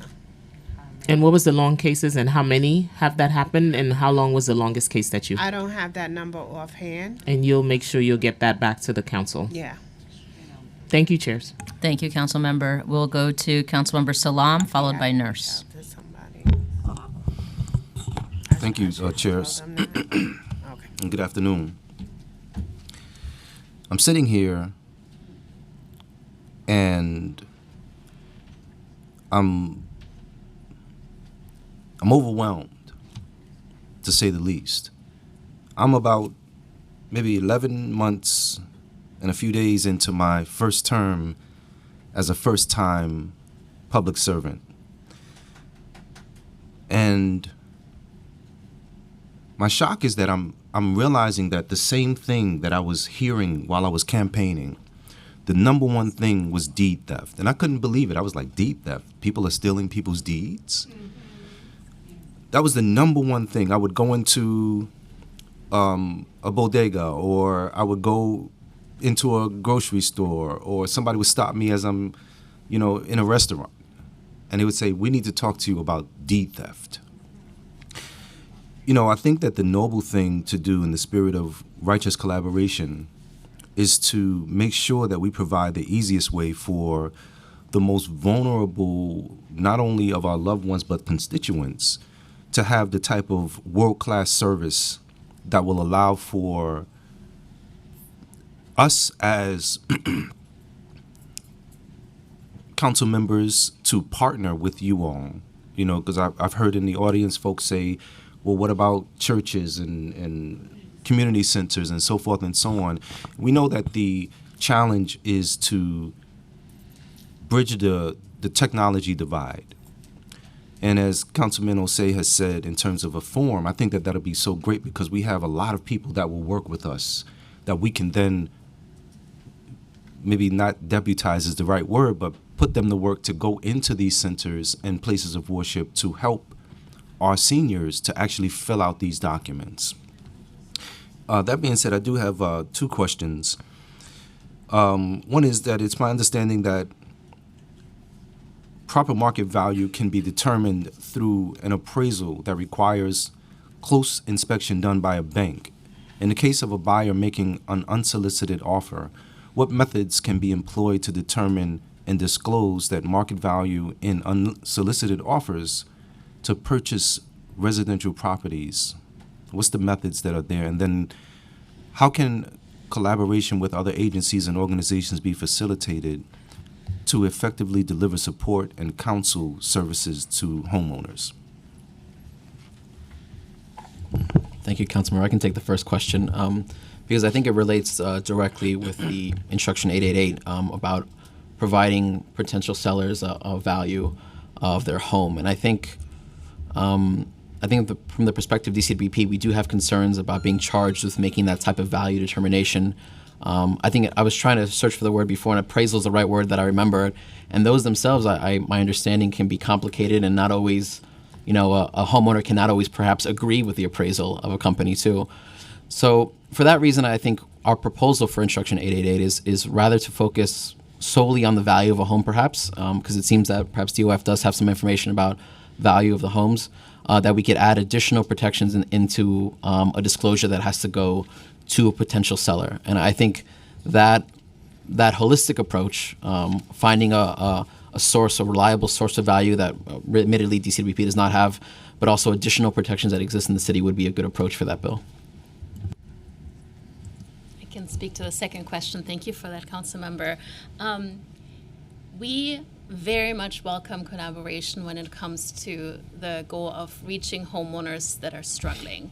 We realize there's not a silver bullet, but it is really an all-hands-on approach that requires government, that requires elected officials, and community-based organizations. And we think through the Homeowner Help Desk, again, the goal is to provide this one-stop shop where we drive all homeowners that experience some challenge and know they can turn to this trusted, vetted resource instead of, paying attention to the mail that they may be getting, and know they can get solid, high quality counseling free of charge, right? I think that is the key message, and we welcome collaborating with you on that, and also letting us know how we can best reach the constituents in your district, because we know that looks different in every neighborhood, right? And if you have ideas of where to host an event, what kinds of materials are most needed, which organizations to partner with,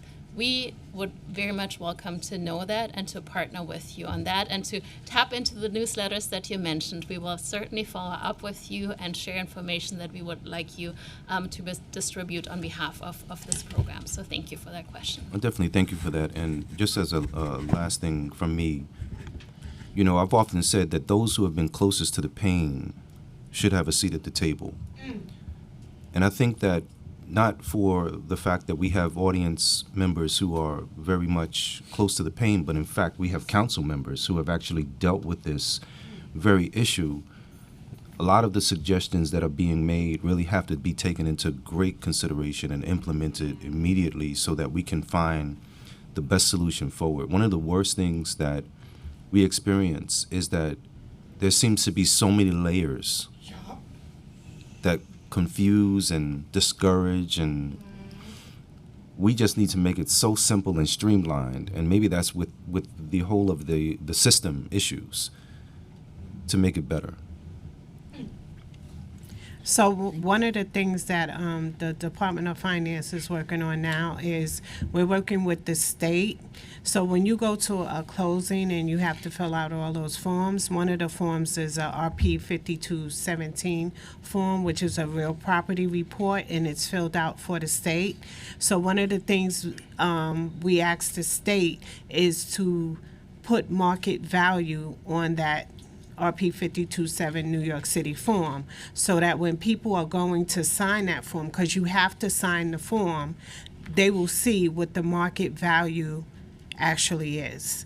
So they have agreed to include it on our form, and we're hoping this is going to help people realize that they're selling their property way low than what it's actually worth.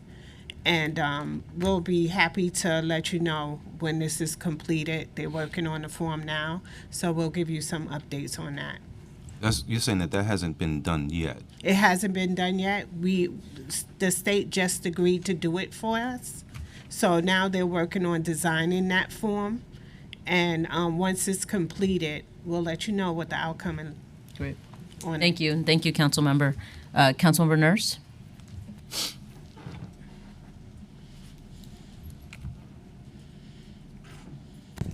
Thank you, chairs. Thank you for having this hearing. I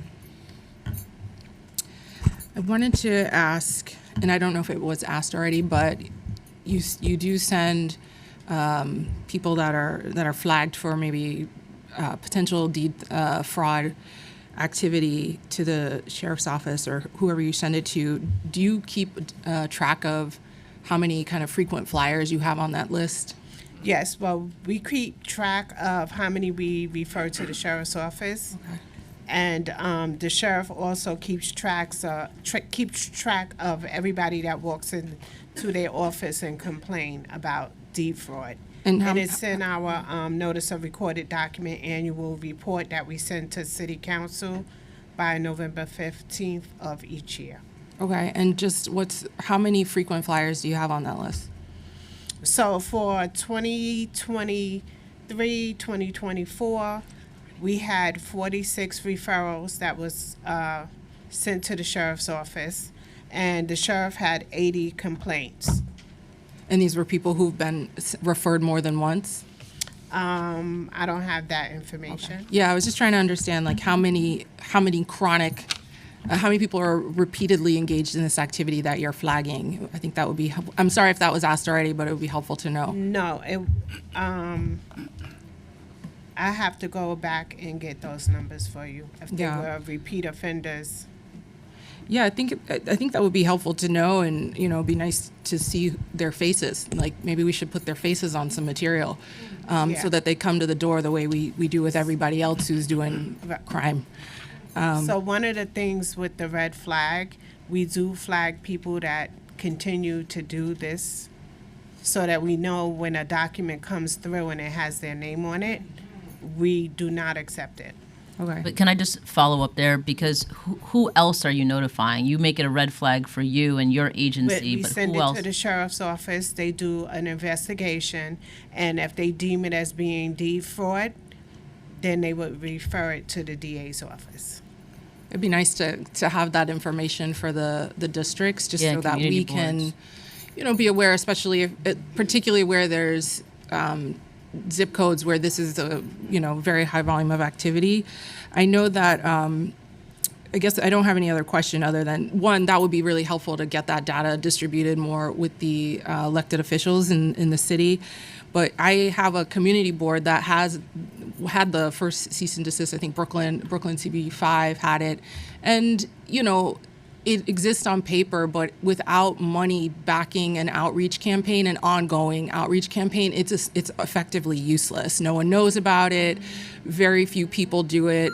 It's the onus is on interested parties to constantly do that outreach and education. So it does need an ongoing commitment to do education and awareness. And then additionally, this year we partnered, or maybe last year, I can't remember because of time and everything, but we partnered with the Attorney General's office to do the first training for constituent service directors and staff across the council, so that we knew how to deal with people walking in the door with a plastic bag full of papers for 30 years. People walking, we just didn't know what to do, what's relevant. And I think a standardized training just ongoing every year for the offices that might have someone walking in would be really, really helpful. If I Thank could you, Chair. respond to that, I think that's a fantastic idea. I had mentioned that HPD offers a brand new class focused on deed theft in collaboration with Brooklyn Legal Services starting this week. This is for the general public, so for homeowners, but we would be very interested in thinking through more tailored classes for specific audiences, such as the one that you just mentioned. Yeah, So and we're thank happy you to for that share idea. the agenda or curriculum that Please, we would worked welcome on. that. Thank you. Thank you. So with the you, Councilwoman. Department of Finance, we do have train-the-trainer classes for outreach. Okay. Yeah, you wouldn't know unless you go digging around for any of this stuff. So Right. really aggressive, proactive information on this would be great. There's even with the cease and desist, there's no advertisement, no outreach, there's no commercials, no radio ads, there's nothing on daytime TV where our older adults are watching. There's just maybe there is, but I don't see it. And we have a zone. And so, like I said, none of these programs work unless we have a saturation of messaging and outreach ongoing with the funding and commitment, even with things like with, people going behind on their property taxes. Now we have some money being committed to groups to go do the door knocking in specific areas. So things like that where we can send some CBO folks down, they can hit the doors and say, this is what you need to be looking for on an ongoing basis, could really get over that digital divide, but also really get targeted where this is happening more frequently. Absolutely. Thank you so much.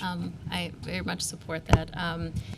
And I, again, want to reiterate that the expanded homeowner help desk really intends to achieve those goals, right? It is about making sure that the resources are well known, and this is why we're funding more services, but also pairing that with targeted outreach and this public awareness campaign, because that is so key to make sure that homeowners are aware of all the resources that exist, including cease and desist zones, because of the opt-in mechanism. I just wanted to highlight very briefly, because I don't think I'd shared those numbers yet.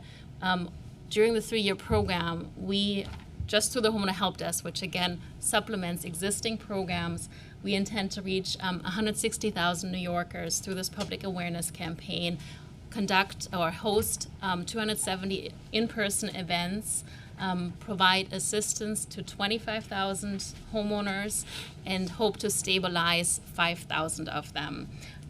We also will offer resiliency consultations to over 100 households because flood risk is a major issue that hasn't really come up today, but that we want to share information about.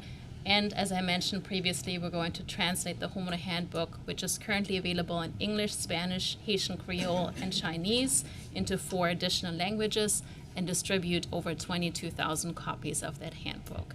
I also want to mention that during the pilot, because the issue of racial equity, predatory equity has come up, one of the goals of the Homeowner Help Desk is to address or to protect intergenerational wealth and equity of Black and Brown homeowners, and to prevent the displacement of those homeowners. So those are very much the goals of this program.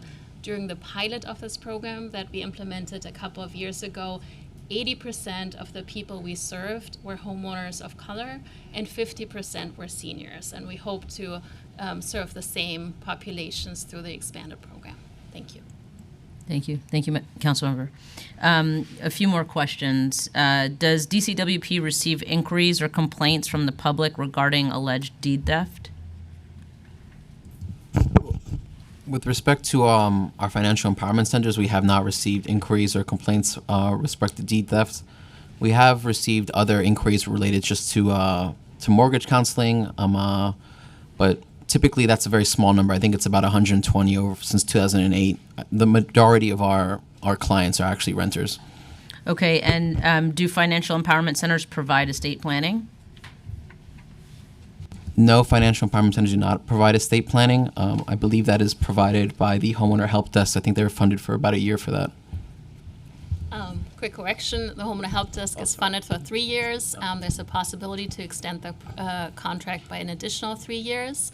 The service, estate planning, is among the services that we offer free of charge, and we hope to expand that specific service through this council's new allocation of $1 million, which is for 1 year for fiscal year 25. And then has DCWP done any marketing to make homeowners aware of the risks of deed fraud? I assume that's a no. Marketing, I mean, we do have literature that is focused towards older adults, as well as just generally consumer tips that we provide to anybody that note mortgage fraud and deed theft. I think it's part of the suite of resources that the city and my colleagues here have indicated. I'm happy to share that with the council as well. That'd be great. Thank you. How many New Yorkers requested assistance from the Homeowner Protection Program? You may have run through some of those numbers before. So the Homeowner Protection Program is actually a state-run program. It is different from the Homeowner Help Desk. Okay, how many New Yorkers have requested assistance from the Homeowner Help Desk? The Homeowner Help Desk, we implemented the pilot that I mentioned. It was a 1-year pilot in 2021 and 2022. If you give me 1 second, I can look up the number of how many people we served. So we engaged 47,000 homeowners and assisted 2,300 homeowners during this 1-year pilot program, which, as you will note, also happened during the pandemic, so that made in-person outreach more challenging. With the expanded Homeowner Help Desk program, we expect to reach 160,000 New Yorkers, assist 25,000 New Yorkers, and stabilize 5,000 of those homeowners. Okay, that's a ambitious goal, tenfold. What are the common conditions of a property HPD notices where the owner became a victim of deed fraud?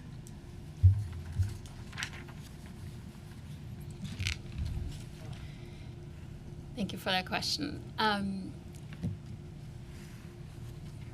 Through the Homeowner Help Desk, we will collect significant additional data about this issue.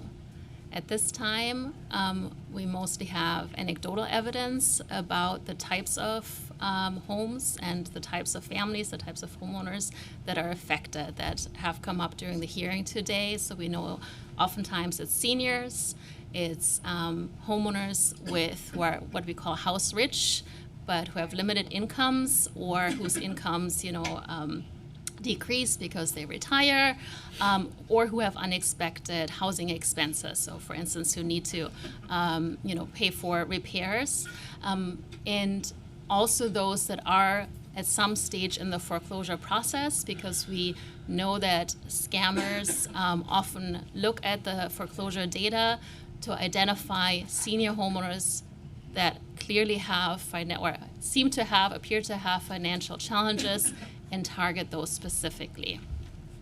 Thank you. That's helpful.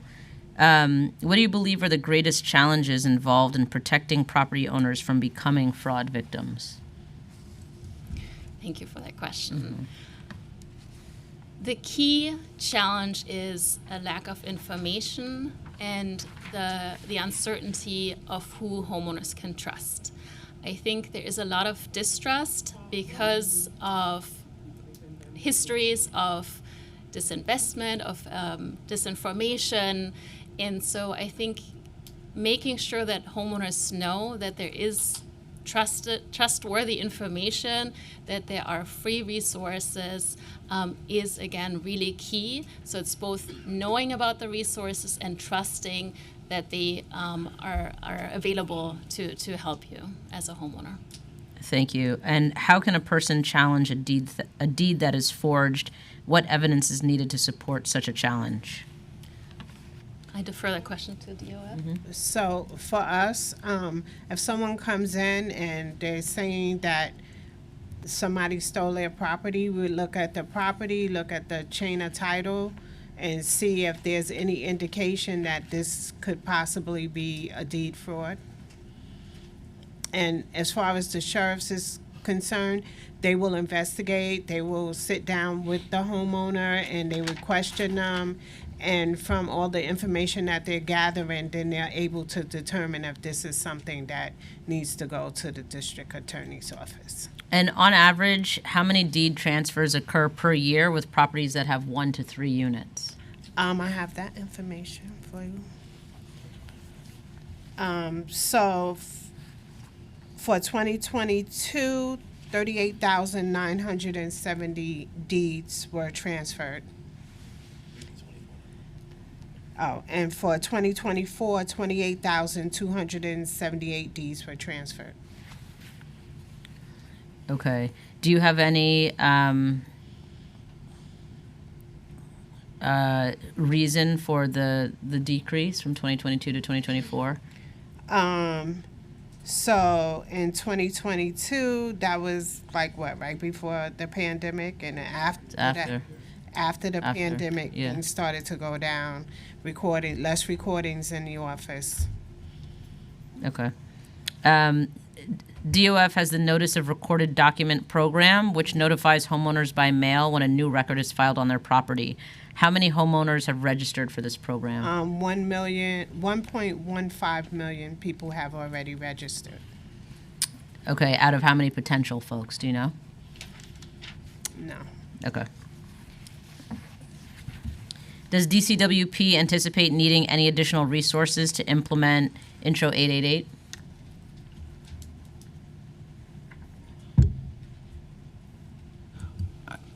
Sorry, 888. Yeah, I think with any new mandate, we would welcome a conversation with our colleagues about additional resources.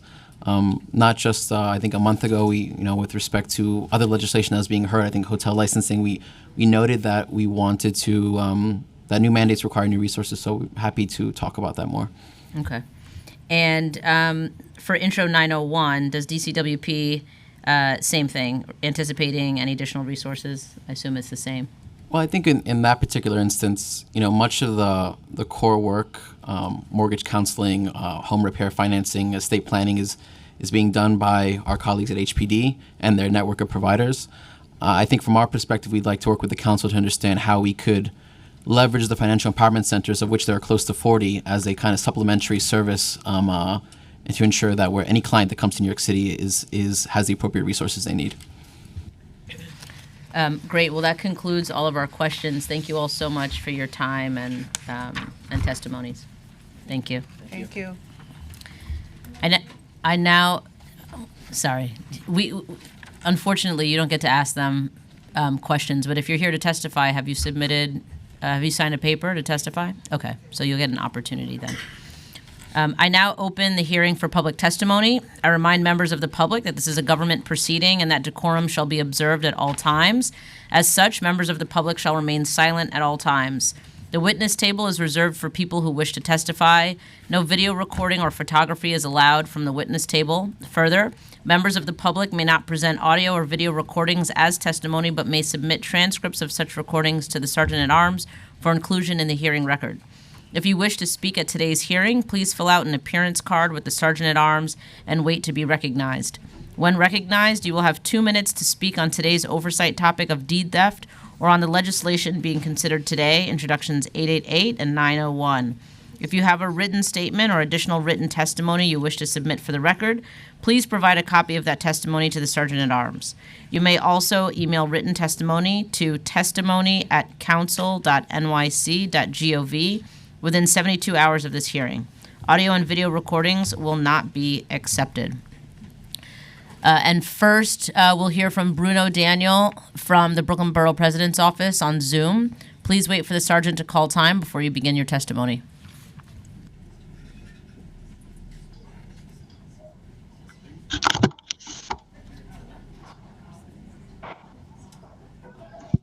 You may begin. Good afternoon, Chairs Hudson and Menon and members of the committee, and thank you for holding this hearing today. I'm here representing Brooklyn Borough President Antonio Reynoso. Deed theft is a pressing issue in Brooklyn, especially for older adult homeowners in the central and eastern parts of the borough.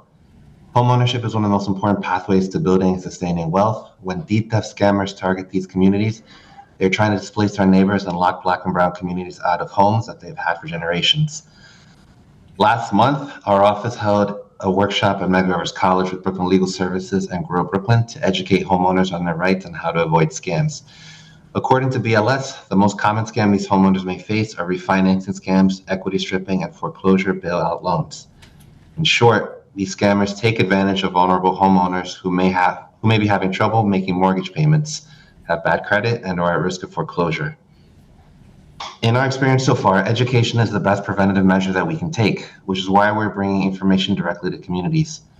Borough President Reynoso also wants to shout out Attorney General Tish James for all the advocacy he has done on the issue, and the state legislature for reforms that went into effect this summer to make deed theft a crime, as well as extending statute of limitations on prosecution of these crimes and grant more oversight to the Office of the State Attorney General.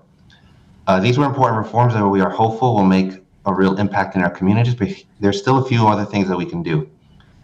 First, we'd like to advocate for further extending the statute of limitations on prosecutions.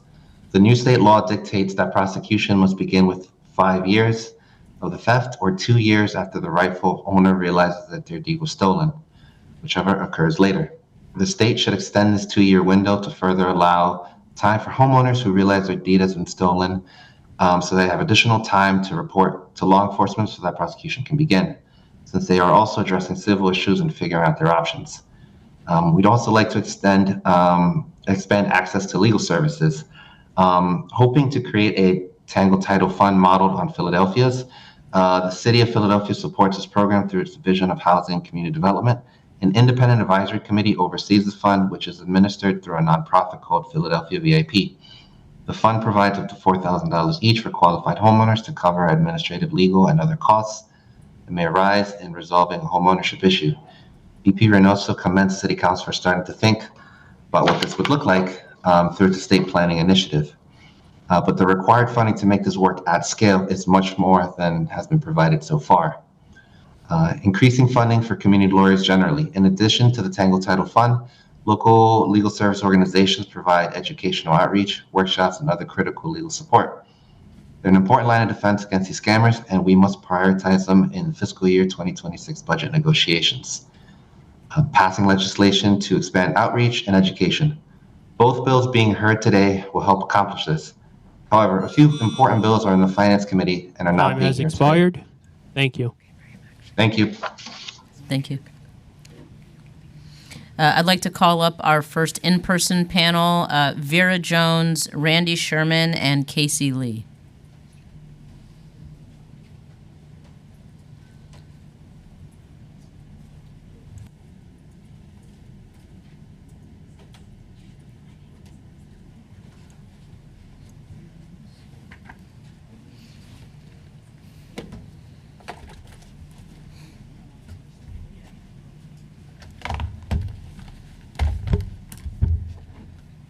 We'll begin with you, Ms. Jones, if that's okay? Yeah, that's fine. Thank okay, that microphone is on, I see. Thank you, Councilwoman Hudson, for letting me speak today. She invited me to come and speak. My name is Vyralyn Jones, and I own a property in Clinton Hill near the Barclays Sport Arena, about a 10-minute walk to downtown Brooklyn and the Atlantic Avenue Terminal. I've done everything right in my life. I've never been in trouble with the law except getting a few parking tickets. Graduate degree from Columbia, Peace Corps volunteer in Ghana, United Nations teacher in the People's Republic of China. The only mistake I ever made in my life was I bought this brownstone in Clinton Hill in 1996. I've been getting refinance on the property since then, but the biggest mistake I made in my life was to get a refinance with one of these predatory private lenders.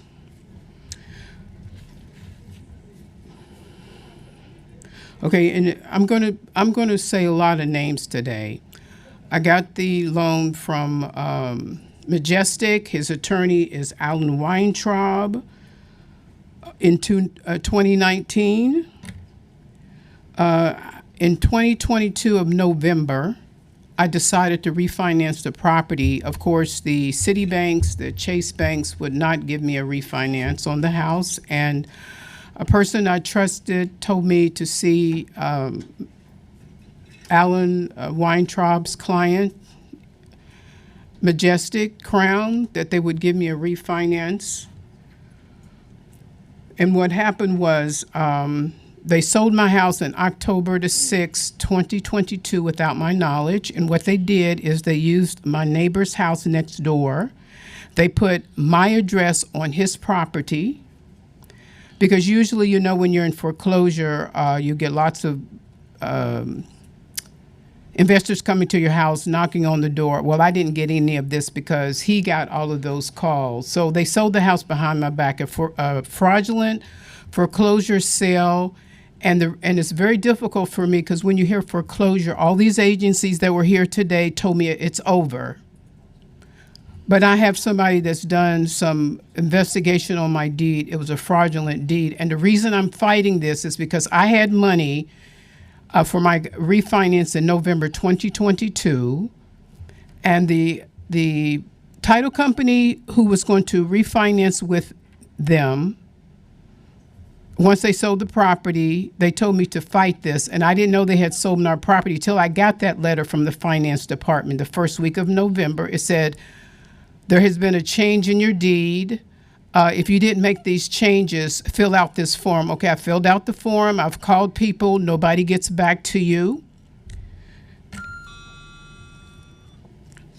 So since then, somebody had asked, well, what do the seniors go through?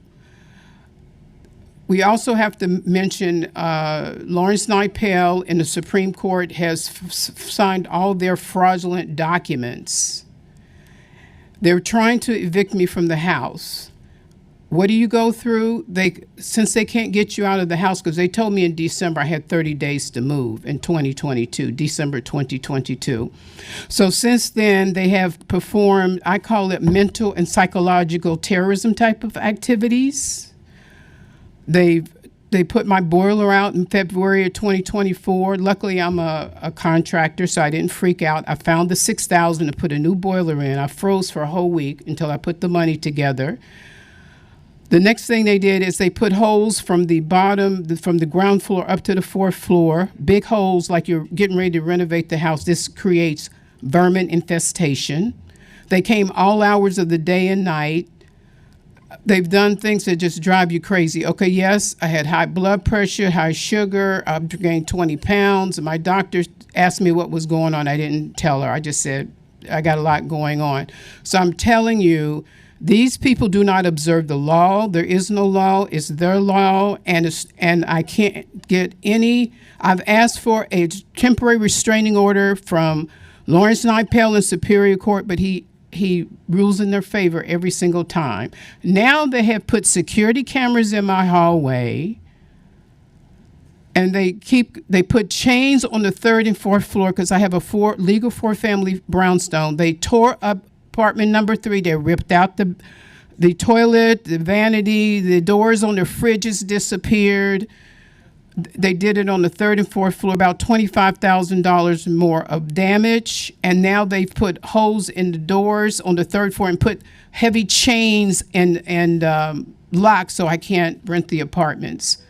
So it's more than this deed theft. These people who do not observe any law are doing the same people who are doing this to me, Alan Weintraub, Elon Cohen. I see their names on other seniors' properties. So this is a well-organized, well-oiled criminal enterprise, and I want my property back because they have a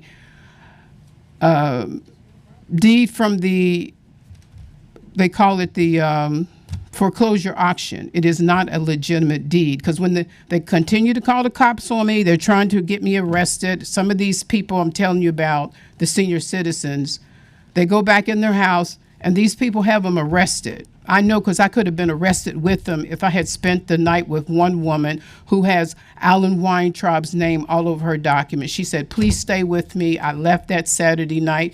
They all got arrested the next morning, 70-year-old woman, and she spent 3 days in jail. They try to criminalize you. Yeah. Like I came out of court November 2023, and one of the thugs ran up behind me, was screaming at my back on J Street. And everybody said, you just turn around, you should have kicked him in the balls. I said, that's what they wanted. Because he probably would have gone back to court and said she assaulted me and given me 60 days in jail like they did the black woman in the Bronx. It was a lie, and she spent 60 days in jail, enough time for them to take her house. And that's what they're trying to do to me. So all this kumbaya things we had with all these agencies, when they look at me and it says foreclosure, they don't do anything. Sorry, we can't help you. They don't. So I'm saying that I'm fighting. They're not getting my house. I'm still in there 3.5 years later. So you got to hear the mental and psychological terrorism that is being met out to seniors. And they know you don't care. Thank you, Councilwoman. Thank you, Give me Ms. this Jones. opportunity. We do care, for the record. And I think that's, the exact purpose of this hearing is to try and make sure that we can hold our agencies accountable and make sure that we can work with them as partners to see how to prevent other people from experiencing what you've experienced. And I'm sorry that you've gone through what you've gone through. Well, I've been strong, and one last thing is they've done things like break the doorknobs off the entry doors. It's an illegal lockout. Mm-hmm. And if I hadn't been out of town on February the 12th, I would have had to sleep in my car. And I have other people, they've done the same thing. So thank you very much for giving me this opportunity. Absolutely. Thank you for coming in. And I know my office has been in touch. So Yes, you we'll have. Thank continue you so to support much. You. Thank you. We'll move on to Randy Sherman, followed by Casey Lee. Good afternoon. Good afternoon, Chair Hudson and committee members. My name is Randy Sherman, and I'm a senior staff attorney at Brooklyn Legal Services, which is a program of Legal Services New York City, the nation's largest provider of free civil legal services. And I should mention that we've been talking a lot about the importance of our services all afternoon. Deed theft scams are on the rise, especially I'm sorry, Randy. We're just having a technical issue. Oh, Can you just sure. pause for a second, please? course. Thank you.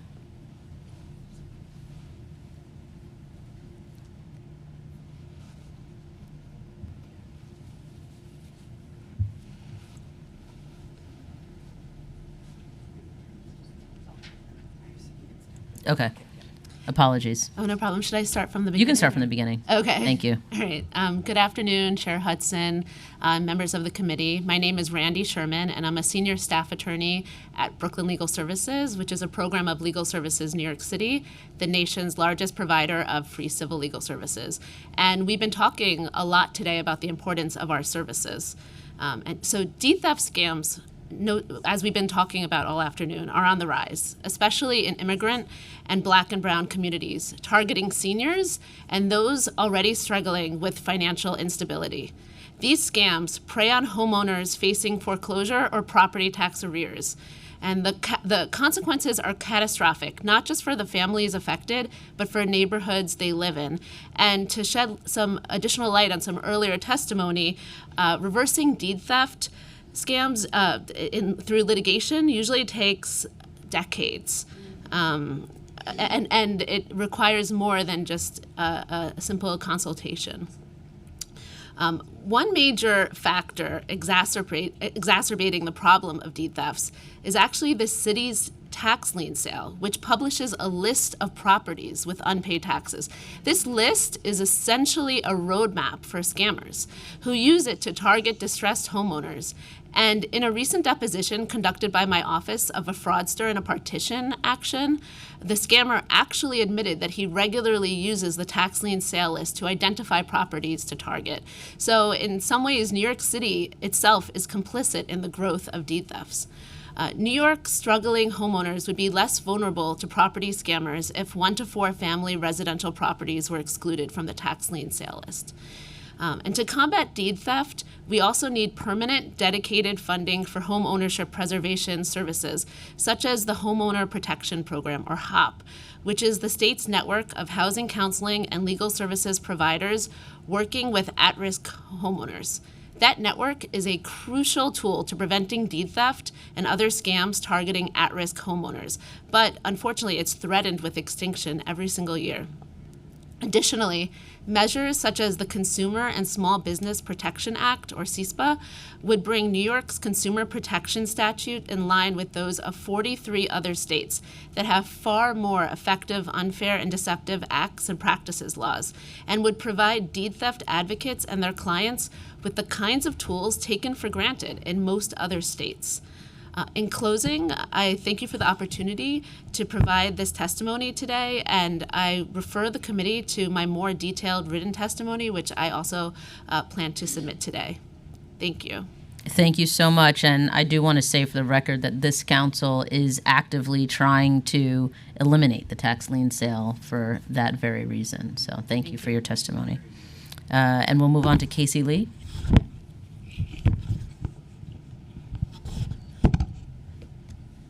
Good afternoon. Good afternoon, council members. Thank you very much for inviting me to come speak today. Is it okay? Good. I'm sorry. I just wanted to recognize for the record that we've been joined by Councilmember Sanchez. My apologies. No worries. Please continue.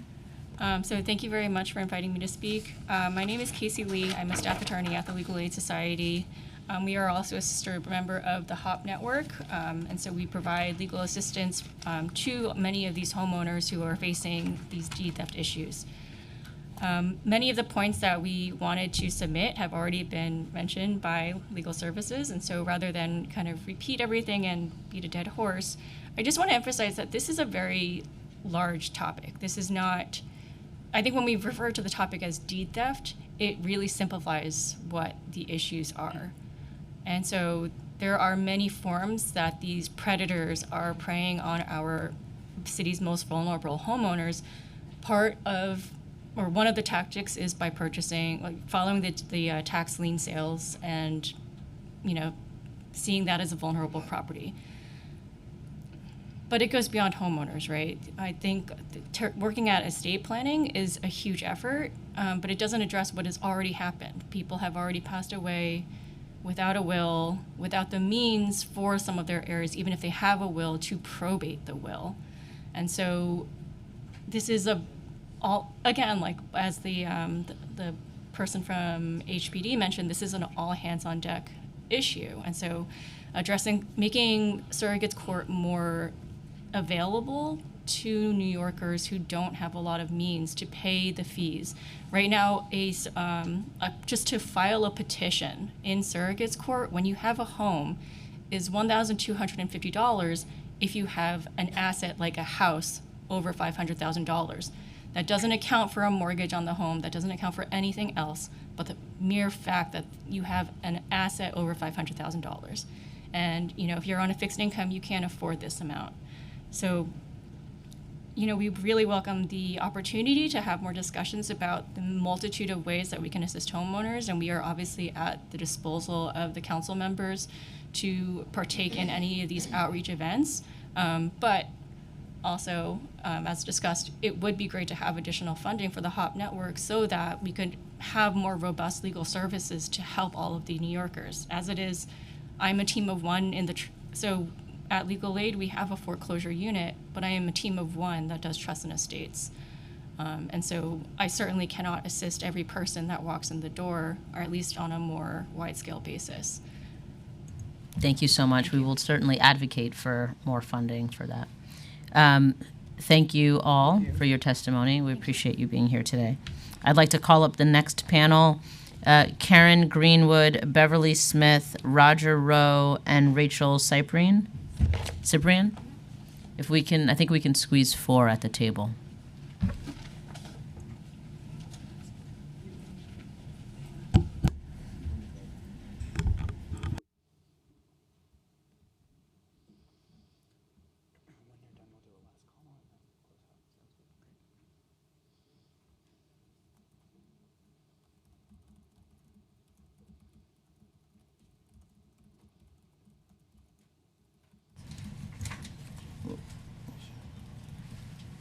You want to start on the left here?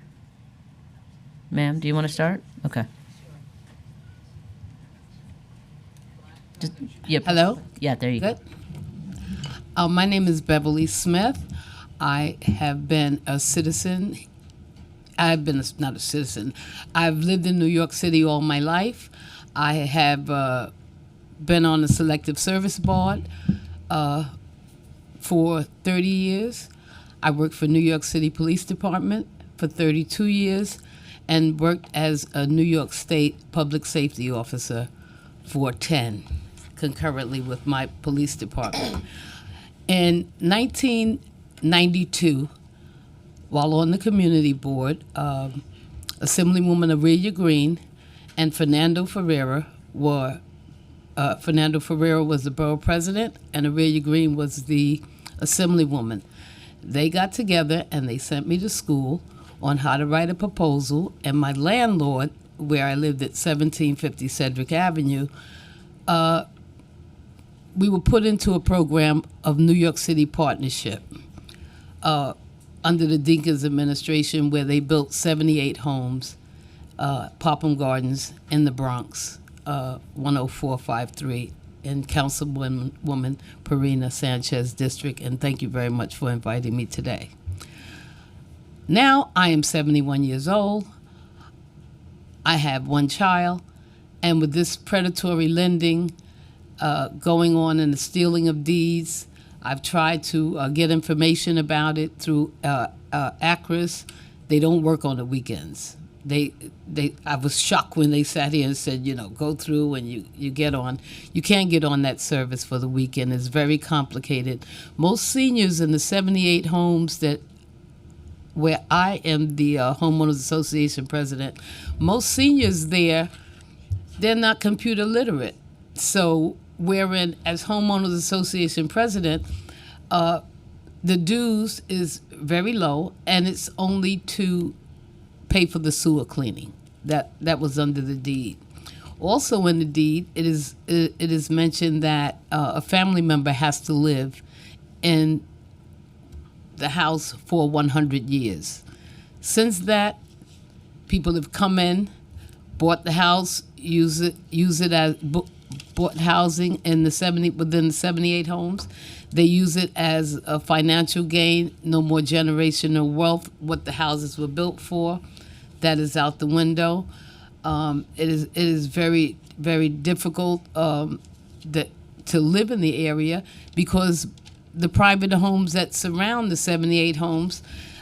They've went in, and from a 2-family house, they went in and cut down apartments and made 2-family houses 10-family houses, and New York City Building Department has given them permits to do that. And the houses are just like a shoebox.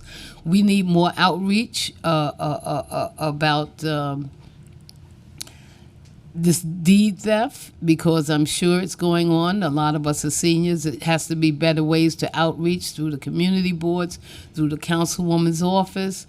I was shocked with the things that I heard today, and to think that all the work that I've done here in the city and over my life, that someone can come in and steal my deed and they don't notify me about it, is frightening. Well, thank you for your testimony. We're working on correcting that, so thank you for being here today. Oh, yes, Councilmember, you have a question? Thank you, Chair. I just want to thank you, Ms. Smith, for joining us today, and to make sure that we follow up and bring this information back to Popham and all the homeowners in our district. Thank you. Thank you. Ms. Cyprian? Yes. Unlike her, I'm not going to disclose my age. But like her, I also am a lifelong New Yorker. And I am outraged about this deed theft. And I am sick and tired of hearings and meetings and town hall meetings. Tired.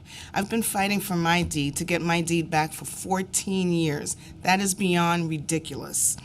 And today I'm going to hold everyone accountable, because I've called it out into the universe. This year, I want my deed back. My father and I purchased our home in 1997 legally and legitimately. And I saw a hearing last year held by Letitia James and Catherine Hochul, at which point they brought a couple in, Jacqueline Knight and Joseph Clark, from my neighborhood, who were also victims of deed theft. They were a victim of deed theft. They are from Guyana. My people, from the slave ships of Africa to Haiti to Brooklyn. The people that coerced me or conned me out of my deed were Haitian, because they always need people that you're familiar with, you trust them, so you listen to what they're telling you.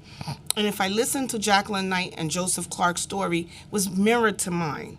And Catherine Hochul and the Attorney General, Letitia James, helped them.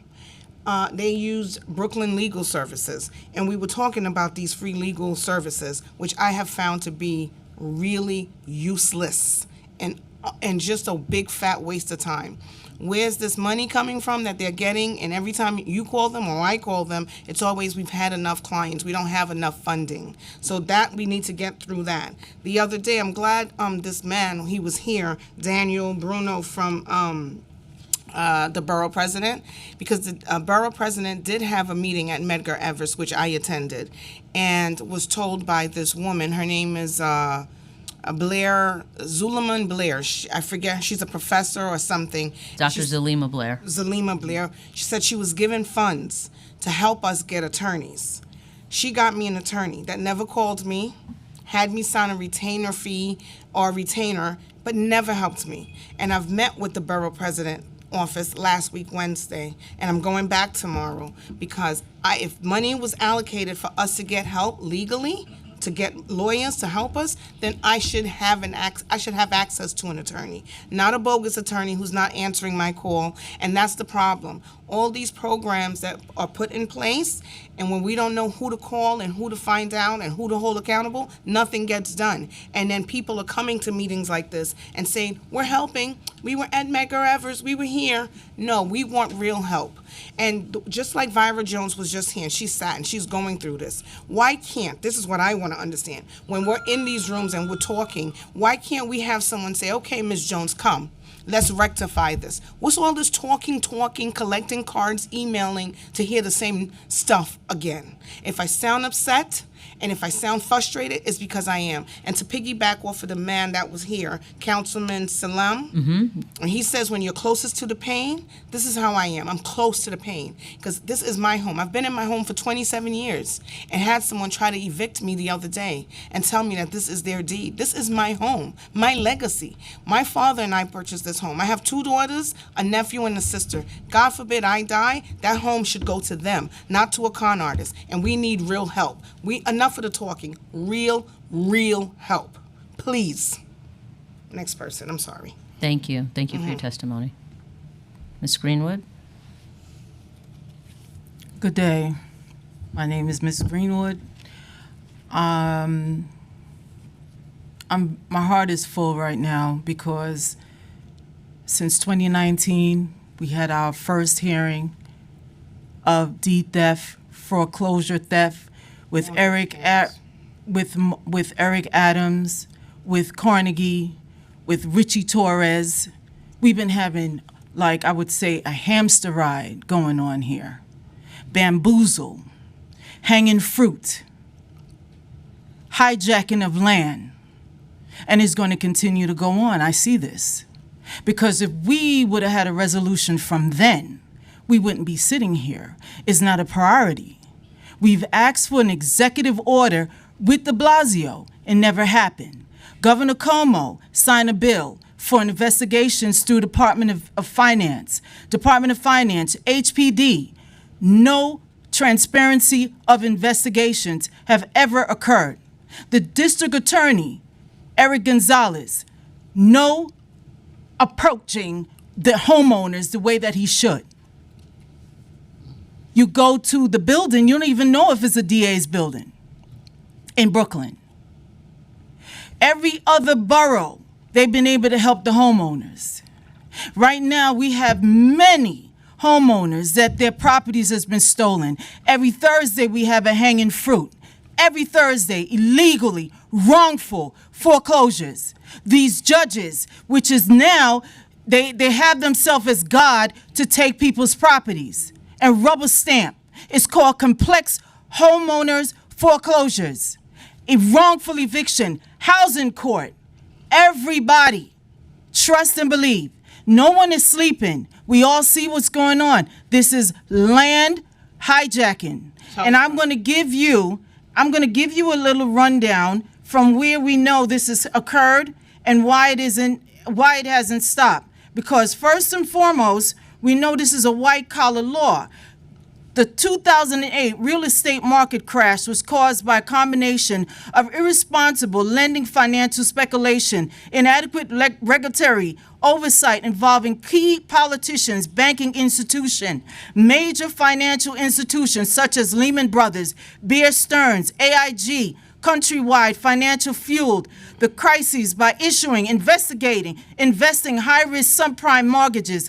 These loans were often bundled into complex financial products like mortgage-backed securities and collateralized debt obligations marketed as a safe investment despite their underlying instability. Government-sponsored enterprises like Fannie Mae, Freddie Mac further amplified the problem by buying and guaranteed large volume of these risky loans. One political side policies promoting home ownership, pushed by leaders like President George W. Bush and President Bill Clinton, encouraged lenders to loosen standards. The appeal to the Glass-Steagall Act in 1999, championed by Senator Phil Gramm and signed into law by President Clinton, allowed banks to merge commercial and investment activities, increasing risk.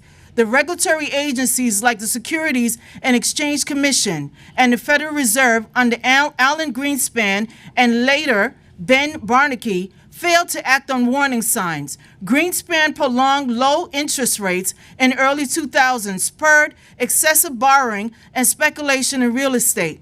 Congress also played a role with bipartisan resistance to stricter oversight of institutions like Fannie Mae and Freddie Mac. When housing prices fell, defaults surged, leading to massive losses and the collapse of institutions like Lehman Brothers, The financial crisis triggered global economic turmoil and required governmental bailouts, including the Troubled Asset Relief Program, TRP, signed into law by President Bush. And I'm going to say something. This homeowner protection, I don't know if you want to call it a bamboozle protection program, because since 2010,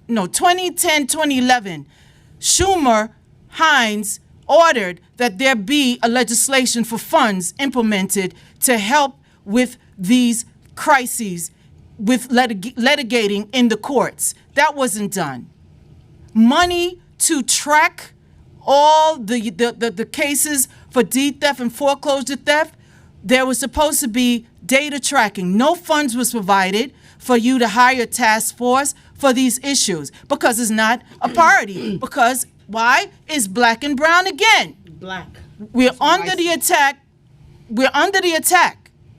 We're under siege. And it has to stop. We should not be suffering like this. There needs to be an injunction. The AG herself, and I'm going to give homage to the first Attorney General, because he gave funds to all homeowners and tenants who were being wrongfully evicted. You can't tell me she can't do it, because she can. She's the one who could do an injunction in the Martin Act right now in the courts and stop the bleed, stop it all. But everybody, again, have their own priorities. And I would say to my brothers and sisters as Democrats, when you were in the House for what? You were in control of the Senate, you were in control of the housing, you were in control of everything. We shouldn't be fearing nobody right now, even the new administration coming in. None at all. This is a disgrace. And it has to stop, because people, we the people are for the people, but the congressmen, the senators that keep knocking on our door, begging for donations, we don't hear you anymore. We don't hear you. You're going to have us displaced. You're going to have us deported. And we know what next is going to occur. But if you guys would have did a stronger legislation to protect us on all foes, we wouldn't be sitting here to have a panic button to fear for our lives right now. We pay taxes. 311 doesn't help. City Council, we're asking you to do an executive order with Eric Adams right now. Stop bamboozling the people. The people are hurting. You have mental health, even housing people who right now as tenants are having a problem because there's no regulations, there's no policies of helping them. So you can't blame mental health either. Nobody's doing anything. We should not be sitting here every single year petitioning, fighting, arguing, begging for the rights of the people. We pay taxes. Our money is going overseas every month, every year. And people are hungry here. People are starving. That should not be. Enough already. Thank you for your testimony. This is reminiscent of Tulsa, because she said black and brown, the only people that are hurting from deed theft that I've seen in all the rooms that I've been at are black people. This is reminiscent of Tulsa, Oklahoma. Our wealth is being stolen. It's disgusting. Thank you. I have to move on to the next witness. Roger Rowe? Yes, it's on, right? It is. Okay, Thank great. you. Thank you. Thank you for hearing me. My name is Roger Rowe. I'm going to bring a slightly different approach to what I heard. And actually, while I was here, the lady from the housing department, I wish she was still here to hear what I have to say. I was about 6 years back, maybe even more. I had a foreclosure action brought against me. Fortunately, I read the law, I stayed up at night, and I was able to get to the appellate court and get my house back. The appellate court issued an order reversing the foreclosure and sale. The trial judge, Judge Thomas Whalen, looked at me and said, "What are you doing here?" I said, "Appellate court said you got to reverse this." He says, "I'm not doing it." So now I'm back at the appellate court seeking my damages from him and everybody else. One of the things that I've learned through the journey, and it's what can I do, my experience, to actually give you all the ammunition you need to get this moratorium because it can be stopped today. The problem is everybody's talking about this referee's deed, and that referee's deed can never be certified by law. Real Property Law 320 states it clear that certain deeds must be considered a mortgage. So what they're doing is, and I know I might run out of time because it's really a complex issue, the certification, an attorney can certify a document.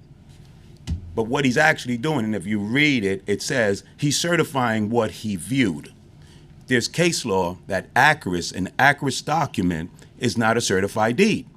All it represents is the recording. So the lady that was mentioning about the recording, she's 100% right.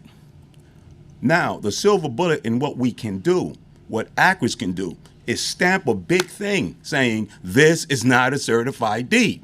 The process that the law states, CPLR 4540, says it has to be attested to. So, you have a referee's deed, which is an equitable mortgage, does not convey title by state law. It's done. That deed can only be looked at as a mortgage. You can't convert it to a deed. What these guys are doing is they're just pushing it through, acting as if the attorney certification. Now, also, I believe it's another section. Well, I know it's another section. I'm just don't remember it particularly. The attorneys are punished for that because the attorneys are officials and they're lying to the court. Now, I have cases that I'm right now dealing with, and I explained this to these judges, and they look at me. Judge Nipel says, I understand your argument, but you got to appeal this. Why would I appeal something where you already understand the argument? People are getting put out their homes today on referees' deeds that are purely illegal. And I could furnish the case law. I already sent an email to the Chief Justices outlining and detailing the thing. I also sent one to one of the senator's aides, and I'm hoping that he processes it up. I could give you all this information. As I said, my foreclosure was reversed, and as the lady said, as soon as I got that order from the appellate court, I had it certified, and I ran down to the clerk's office, and now it's in there. So anybody that sees that order from the appellate court knows that I am the rightful and the only owner of the property. You can submit any documentation to, and we can give it to you in writing, but testimony@council.nyc.gov to add to your testimony today. Yes. And thank you all for your testimony. I truly understand the frustration. We are trying to do what we can here in the city council to address these issues. That's exactly why we're having the hearing today. I get it. Government does not move quickly, but I'm hopeful that we'll be able to rectify a lot of these wrongs that have been done. And I would add to that I understand that government does not move quick. The problem, and I sat with the clerk at the appellate division one day, and she said to me, well, if you win, you get the house back in 2 years. And I looked at it, I said, you're going to be out. The person's outside the house. So it's certain things that it's urgent today. Absolutely. And a moratorium on something that, again, I'll get the statute to you and the case law that the appellate court already determined. So this is something that all that has to happen is the Chief Justice issues a memorandum. I have a memorandum from 2009. CPLR 5239 states that everything's supposed to stay.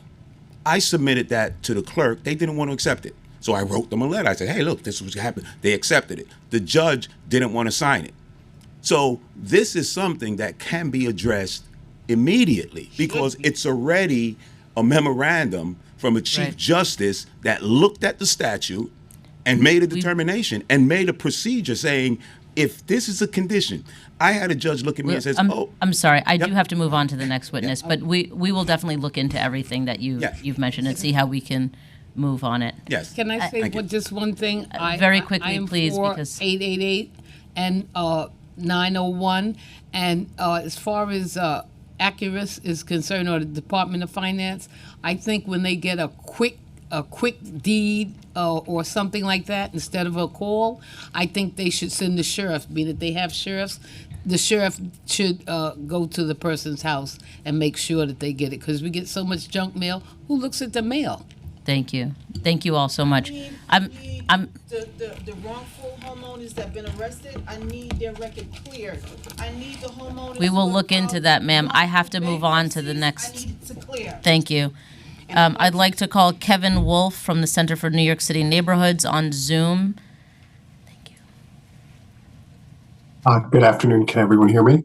Yes, we can. Just wait one moment for the Sergeant at Arms to start your time. Okay, you can begin. Great. Thank you, Chair Hudson. My name is Kevin Wolf. I am the Deputy Director for Advocacy and Public Affairs at the Center for New York City Neighborhoods, and we are the largest homeowner service organization in New York City. We're a nonprofit, and we provide assistance to New Yorkers at all stages of the homeownership journey. We do have written testimony, so I'm not going to go through everything, but I did want to say that we are testifying in support of both of the pieces of legislation that have been put forward. We do have some recommendations, some tweaks that we would like to see for both of those legislation, but overall, we want more tools in the toolkit to combat deed theft. As we've heard throughout the day, deed theft is a major issue that's affecting New Yorkers. And actually, in response to some of your questions, we did pull the numbers. One thing that I should note is that the center does, when homeowners call 311, they are many times directed towards the center for New York City neighborhoods. And so we do get quite a few deed theft referrals. So far in this fiscal year, we have seen 86 deed theft referrals, and that's been an increase from last year's 69. We're not done with this year. And when we get those, when the homeowners do call, we do our best to provide assistance to them, best to connect them to legal services and housing counseling. On the legislation, I did just want to note for Intro 901. Intro 901, we do support the concept of the legislation, but we want to note that the council already provides funding for the foreclosure prevention initiative, as well as there's new funding for the estate planning initiative, and that's funding housing counseling and legal services. And so we want to coordinate with the city as much as possible. On Intro 888, we did have some recommendations. To support the concept of it. But we did have some recommendations for how to make the legislation better. It may be possible to have civil penalties for these people who come up with these unsolicited offers to purchase the home. We do think that the civil penalties are a little bit too low. And there is the issue of how to determine the fair market value. We did have some suggestions on how to better determine that, maybe using data from DOF. It may be possible, but those are sort of the two issues that we wanted to hit on the legislative front. Otherwise, I will submit our written testimony, make sure that the council is able to see that, and we're happy to, if you do have any questions about the services we provide. We talked about the homeowner help desk, which the center is excited to operate, and thankful for the council's support. But we're happy to answer any other questions that you have, and thank you for your time. Thank you so much. If there's anyone else in person or online who would like to testify, please see the Sergeant at Arms or use the raise hand function on Zoom.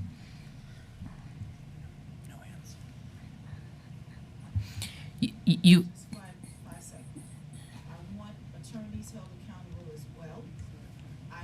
to know that the crime deed theft bill is going to go through. I need to know that the disclosure law is also going to go through. And any other statute of limitations for 10 to 20 years arrears that's been built up in the courts right now, we need it now dismissed. Thank you. We need a supervisor over the same judges that's in there right now. Thank you. This is not part of the formal hearing anymore, so. I appreciate that. But I'm happy to speak to you if you just let me get through the rest of the hearing.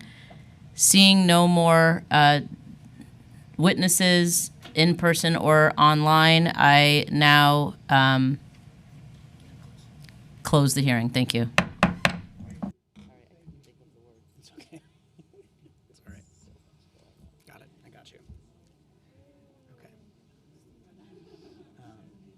That was great. Thanks, Simon.